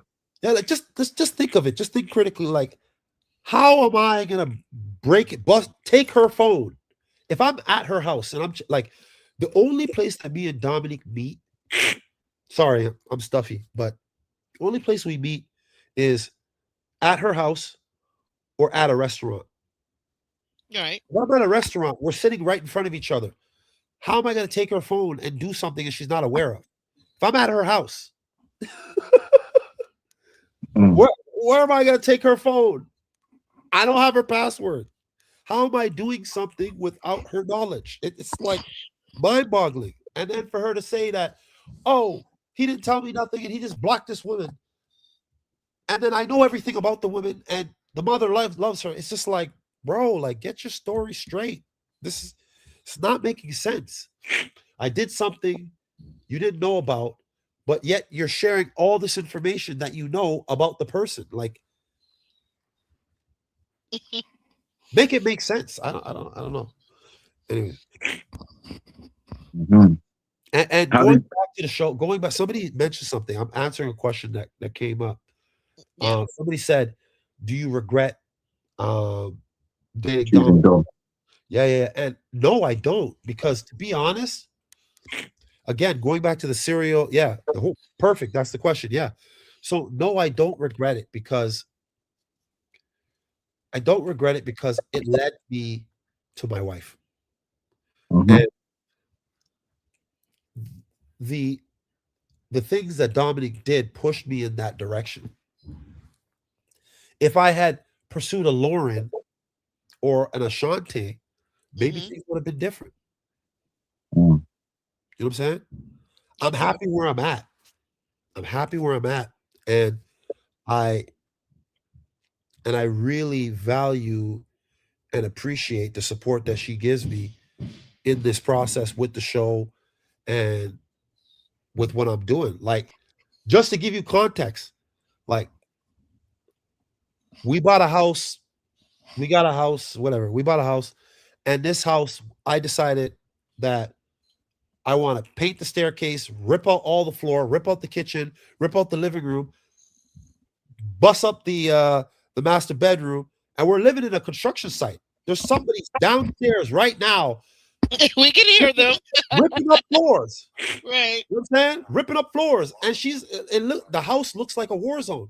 And she is like patience personified. She's like, yo, baby, I've seen what you build. I saw your other houses. I've seen your construction. I've seen your condo way back.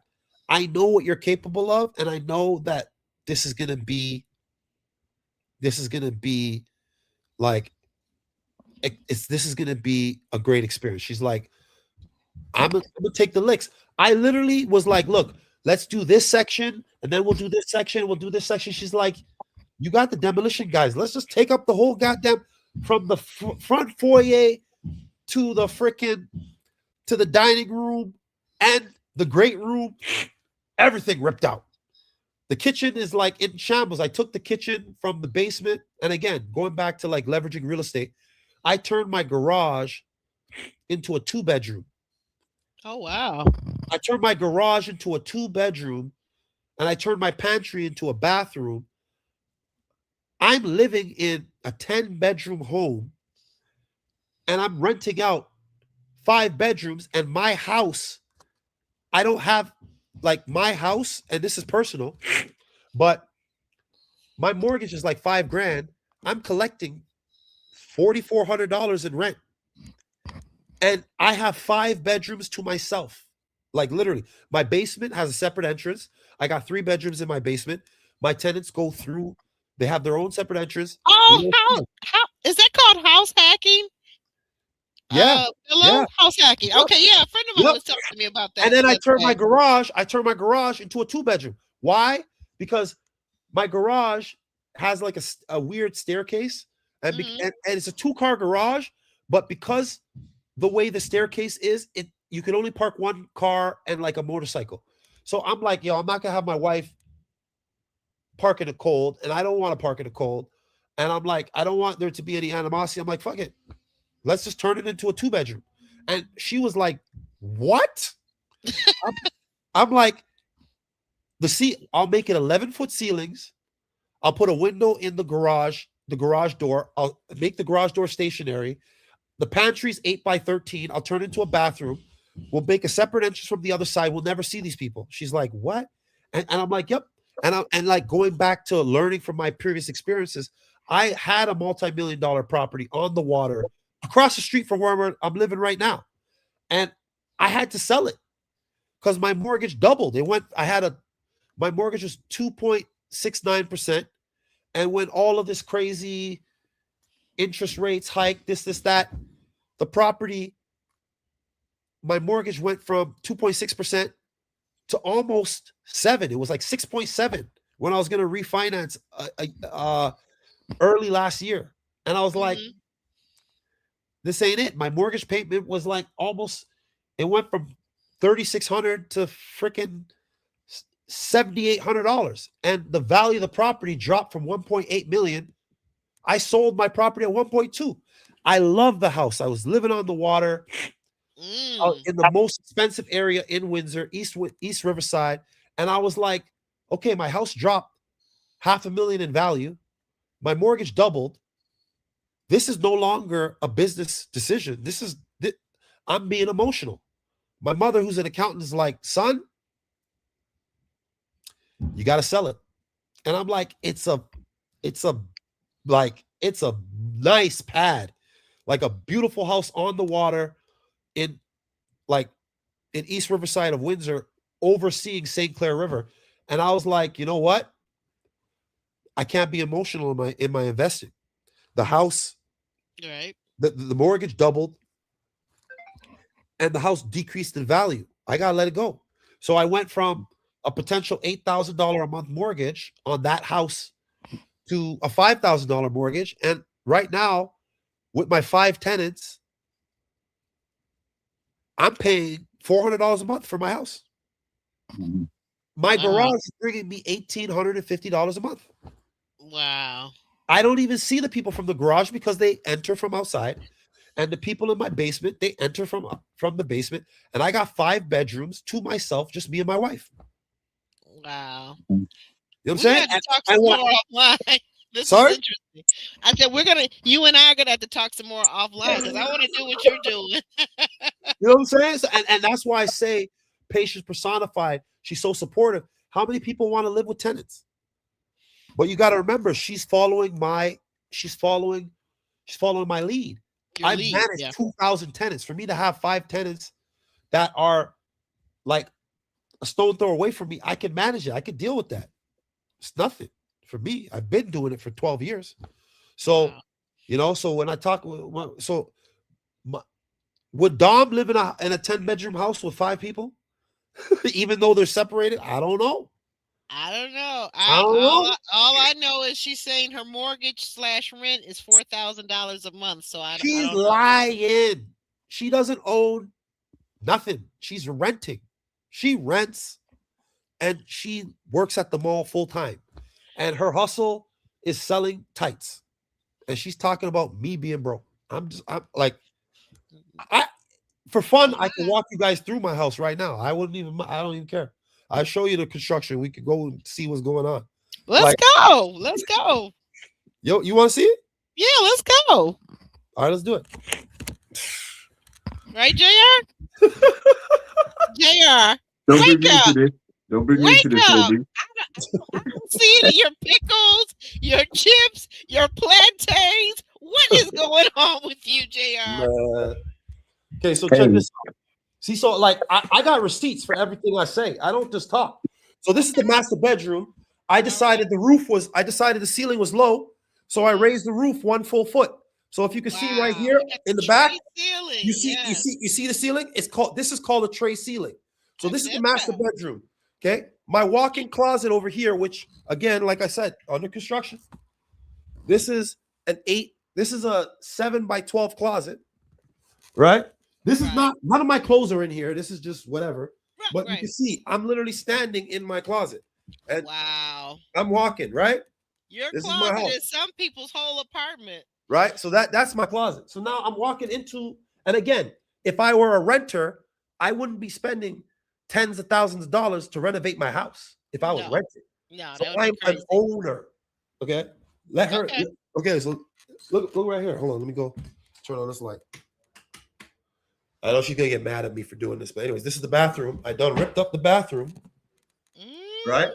So I Okay. ripped up the bathroom, showing you from behind, right? So I decided this right here is this used to be the shower, and the shower Okay. was like a 5 by it was a 5 by 3 shower. I'm like, that's too small. Too I small. decided to turn my shower the whole length of the room. So see where this window is? The shower is gonna go from that wall to that wall. I took the plumbing that used to be a tub, and I decided to make that a shower. And I'm moving my toilet from here over to there. So this is an 8 by 13 bathroom that in Right. my master, right? And Ooh. I know she's like, "What are you doing?" My We're wife, saying primary now. We're saying she doesn't want to. primary. Hold on. So this is whatever. I'm doing rentals, but I don't know if you can see this, but can you see the shanda? Wait a minute. Say Mm. the Yep. chandelier. Oh yeah, beautiful. The Yeah. spiral staircase. Nice. Now, does your Yeah, home see, have got that? paint all this. Mhm. Does your home have that dual staircase, Bello? You know what I'm saying? No, it has no. It just has one. It has one. It has one big spiral staircase. It goes up. I'll show you pictures of what I'm gonna do to it. Hold up a sec. I know she's like, "What are you doing? Why are you doing this?" I don't care. It's all good. Tell Anyway, so like I Amina said, to wave to us. say what? Ask Amina to wave to us. I will. I will. Hold up. So this is no, she ain't want to do that. But anyways, hey Jay, you on live? All right. Jay, this is my contractor. This is Jay. He's a framer, 25 years. He's built 600 homes. He's the man. And right now he's ripping up the herringbone that I kind of fucked up. I did it myself, and he's doing it properly. Ah, okay, So, okay. I'm gonna be quiet because you're on live. yeah. Hold on. Yeah, he's being quiet because I'm like, so Oh, anyway, that that's the is herringbone on my phone. nice. And then Bello, that is so nice right there. I see the pattern. yeah. So then I made this from scratch myself, actually. And that Ah, behind me is the it's a marble and a marble fireplace. Obviously, anyways, marble fireplace, and I beautiful. gotta paint it. So there's a lot of stuff that needs to be done. I could go through the rest of the house, but yeah. I So I'm can just showing you. see this. Thank you so much. Yeah. Well, that'll hush all the haters, won't it? Yeah. That's what I'm saying. And then what I was saying earlier, that's the shanda in the back, and that's the foyer and where I'm at. Ah, oh, I Anyway, love and that. then remember I said I was on the water, so I don't know if you guys can see that, but I'm still on the water. I don't know Oh, if you are can see. you? Okay. Yeah, still bad. Anyways, Nice, that's that. nice. That's that. But So anyway, you're still in Windsor. You're in Windsor still. yeah, I'm in Windsor. And I have property in Michigan as well. Hmm. That I'm raising capital to renovate. I'm the property right now. I just bought a small apartment building in just bought a small apartment building in the Russell Woods area, and it's a Hmm. 30 unit apartment. I'm raising capital to get it So done. that's over here in Detroit, Russell Woods, right? Yes, ma'am, in Oh, Detroit, and nice. that is the that's a 30 unit apartment building that I'm going to be renovating and renting out to tenants, and then I'm going to put it as part of the REIT that people can invest in on the stock market once Alkebalon goes on the stock market. Right now, I'm doing the white papers, which is basically like prior to you getting on the stock market, there's a number of compliance and things you got to do. So, like, Okay. just think about it. Ain't nobody create a REIT and do any hanky panky business when you're being managed by the SEC, right? Right. You have to be legitimate to be on the stock exchange for a real estate investment trust. But anyways, haters gonna hate. People are gonna say what they're gonna say. But I'm here. You saw I literally have people working at my house at damn near 10:30 p.m. You see, I'm doing the rentals, and I am. You the man. You the man, Bello. No, you can't see me right now, but I'm tipping my hat. Mm. I'm tipping my hat. You are the man, and thank you for that tour. Thank you so much, Jr. Any other questions you want to ask him as related to business, professional? Um, and what's the title of your book, by the way, Bello? What's the title of your book? Ah, you know what? I chose a title for the book, but my publisher is asking me whether I want to whether I want to change it. So I'm kind of like, I don't want to say it. I don't Okay, want to say it till I drop it. Until I drop it, because I don't want people to say, "Oh, he said his book is going to be this," and then he changed the right. name. And then it's that. But what? Yeah. Okay, so like, how far out are we from your book dropping so that we can kind of I'm hoping I'll be able to drop it by either first week of March or second week of March. Okay. Yeah. Yeah. Okay. Great. Great. All right. JR, anything else? No, I mean, I've touched on most of the questions I have about the show, and wish you all the best success going forward, bro. And Thank let's definitely touch base because, like I said, I'm in a similar field to you and planning to do some property management. So let's keep up the link, bro. Yeah, man, most definitely. And you know what? I'm telling you from my experience. Get your real estate license, man. Get your real estate license because it will be so painful for you to manage a property, do all that work, rent the place up, fill it up, and then somebody to come in, scoop, and sell it, and you lose the client and that commission. Or Just more happen. importantly, someone come in and do a tenth of the work and make the same or more than I make with all my time and investment. So I get what you're saying. I'm telling you, man, you got to get that. You got to get that. Yeah. Well, All right. this has been a great education. I just want to, Bill, I want to take this moment to thank you for being here. Thank you for sharing it.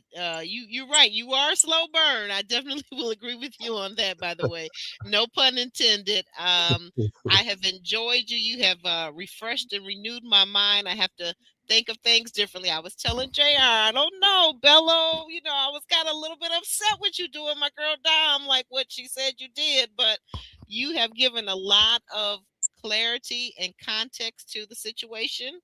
Everybody's going to have their own perspective. You have yours clearly, and she has hers. Absolutely. But we always pride ourselves in just making sure our spot is a safe spot, right? So that you can say what you need to say, and nobody's going to harass you or anything like that on this show. I want to thank you for being a guest here on Actually Aubrey. You're welcome to come back as new developments come out and as your book is released. You're welcome to come back and share with us. We would love to support you. Want to get the information and the link from you when you're offline, and we can put it add it into this video into the description box. Okay? You know what I'll do? You know what I'll Yes. do? I'm going to share with you guys the intro and the first chapter. I'll send it to JR. I'll send it to you in the next couple minutes, All and right. then Cool. and I'll be happy to. And if you like what you see, you like what you hear, I'll send you some more chapters to look at, and I'd be happy to even discuss it with you guys. Oh, Right. that would be wonderful. Come back and discuss it. Absolutely. Yeah. I be sure you've accepted my request to over on the gram because I was trying to give you some information. I'm not sure if we're really connected there like we should be. Okay. Okay, I'll do that right now. Okay. Awesome. I'm gonna drop you down and thank you again. And JR and I are gonna wrap things up here. Okay. Okay, thank You you. have a And you've wonderful been All right. accepted. Boom, done. Primary.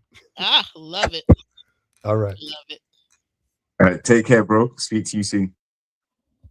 So, Aubrey, how are you Yes. feeling? All good? Wow, I'm a little shaken. I'm a little shooketh. Like I was not expecting Bello to be as warm and gracious as he was here. There were some things that I was unclear about the timeline and the context. And, how do you go from being with this one woman one day and then you're married to this other woman tomorrow, the next day? He did a wonderful job of clarifying and giving context to everything that we talked about, everything Hmm. that we talked about here, as well as his warmth and his generosity to take us on that grand tour of his home. Hmm. Yeah. Yeah. What are your thoughts? I'm interested now in the house hacking, so I'm definitely going to have to buy a copy of that book because real estate was something that I started off in years ago and I dropped it. And I was just saying to my girlfriend, I don't know why I dropped it. I need to get back into real estate. Mm. Well, property values probably increased since then quite a lot. So you could have been in line for a lot of money, you know. Oh And yeah. yeah, so get back into it, and hopefully, it's never too late.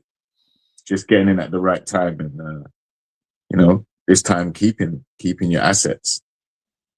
Yeah, I'd like to keep my assets. Hmm. Exactly. You know what? Okay, no more edibles for me. All right. Guys, like the video. You're still here. You've been here. We've been online for over 2 hours. Be sure you like the video, subscribe to the channel. You're over on JRXTV's channel. Be sure you have subscribed to his channel if you're watching. Don't be like that. Don't just watch the videos and come over and enjoy all our good stuff and don't subscribe. And it was my birthday Sunday. So come on, subscribe, subscribe, subscribe. What are the things you want to tell the people? Should they leave comments? What about that, Jr.?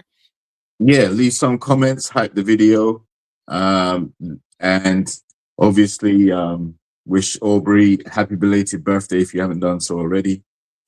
You And can do that in stay the tuned. comments section. That's right. Go ahead. Sorry. Absolutely, and stay tuned for more.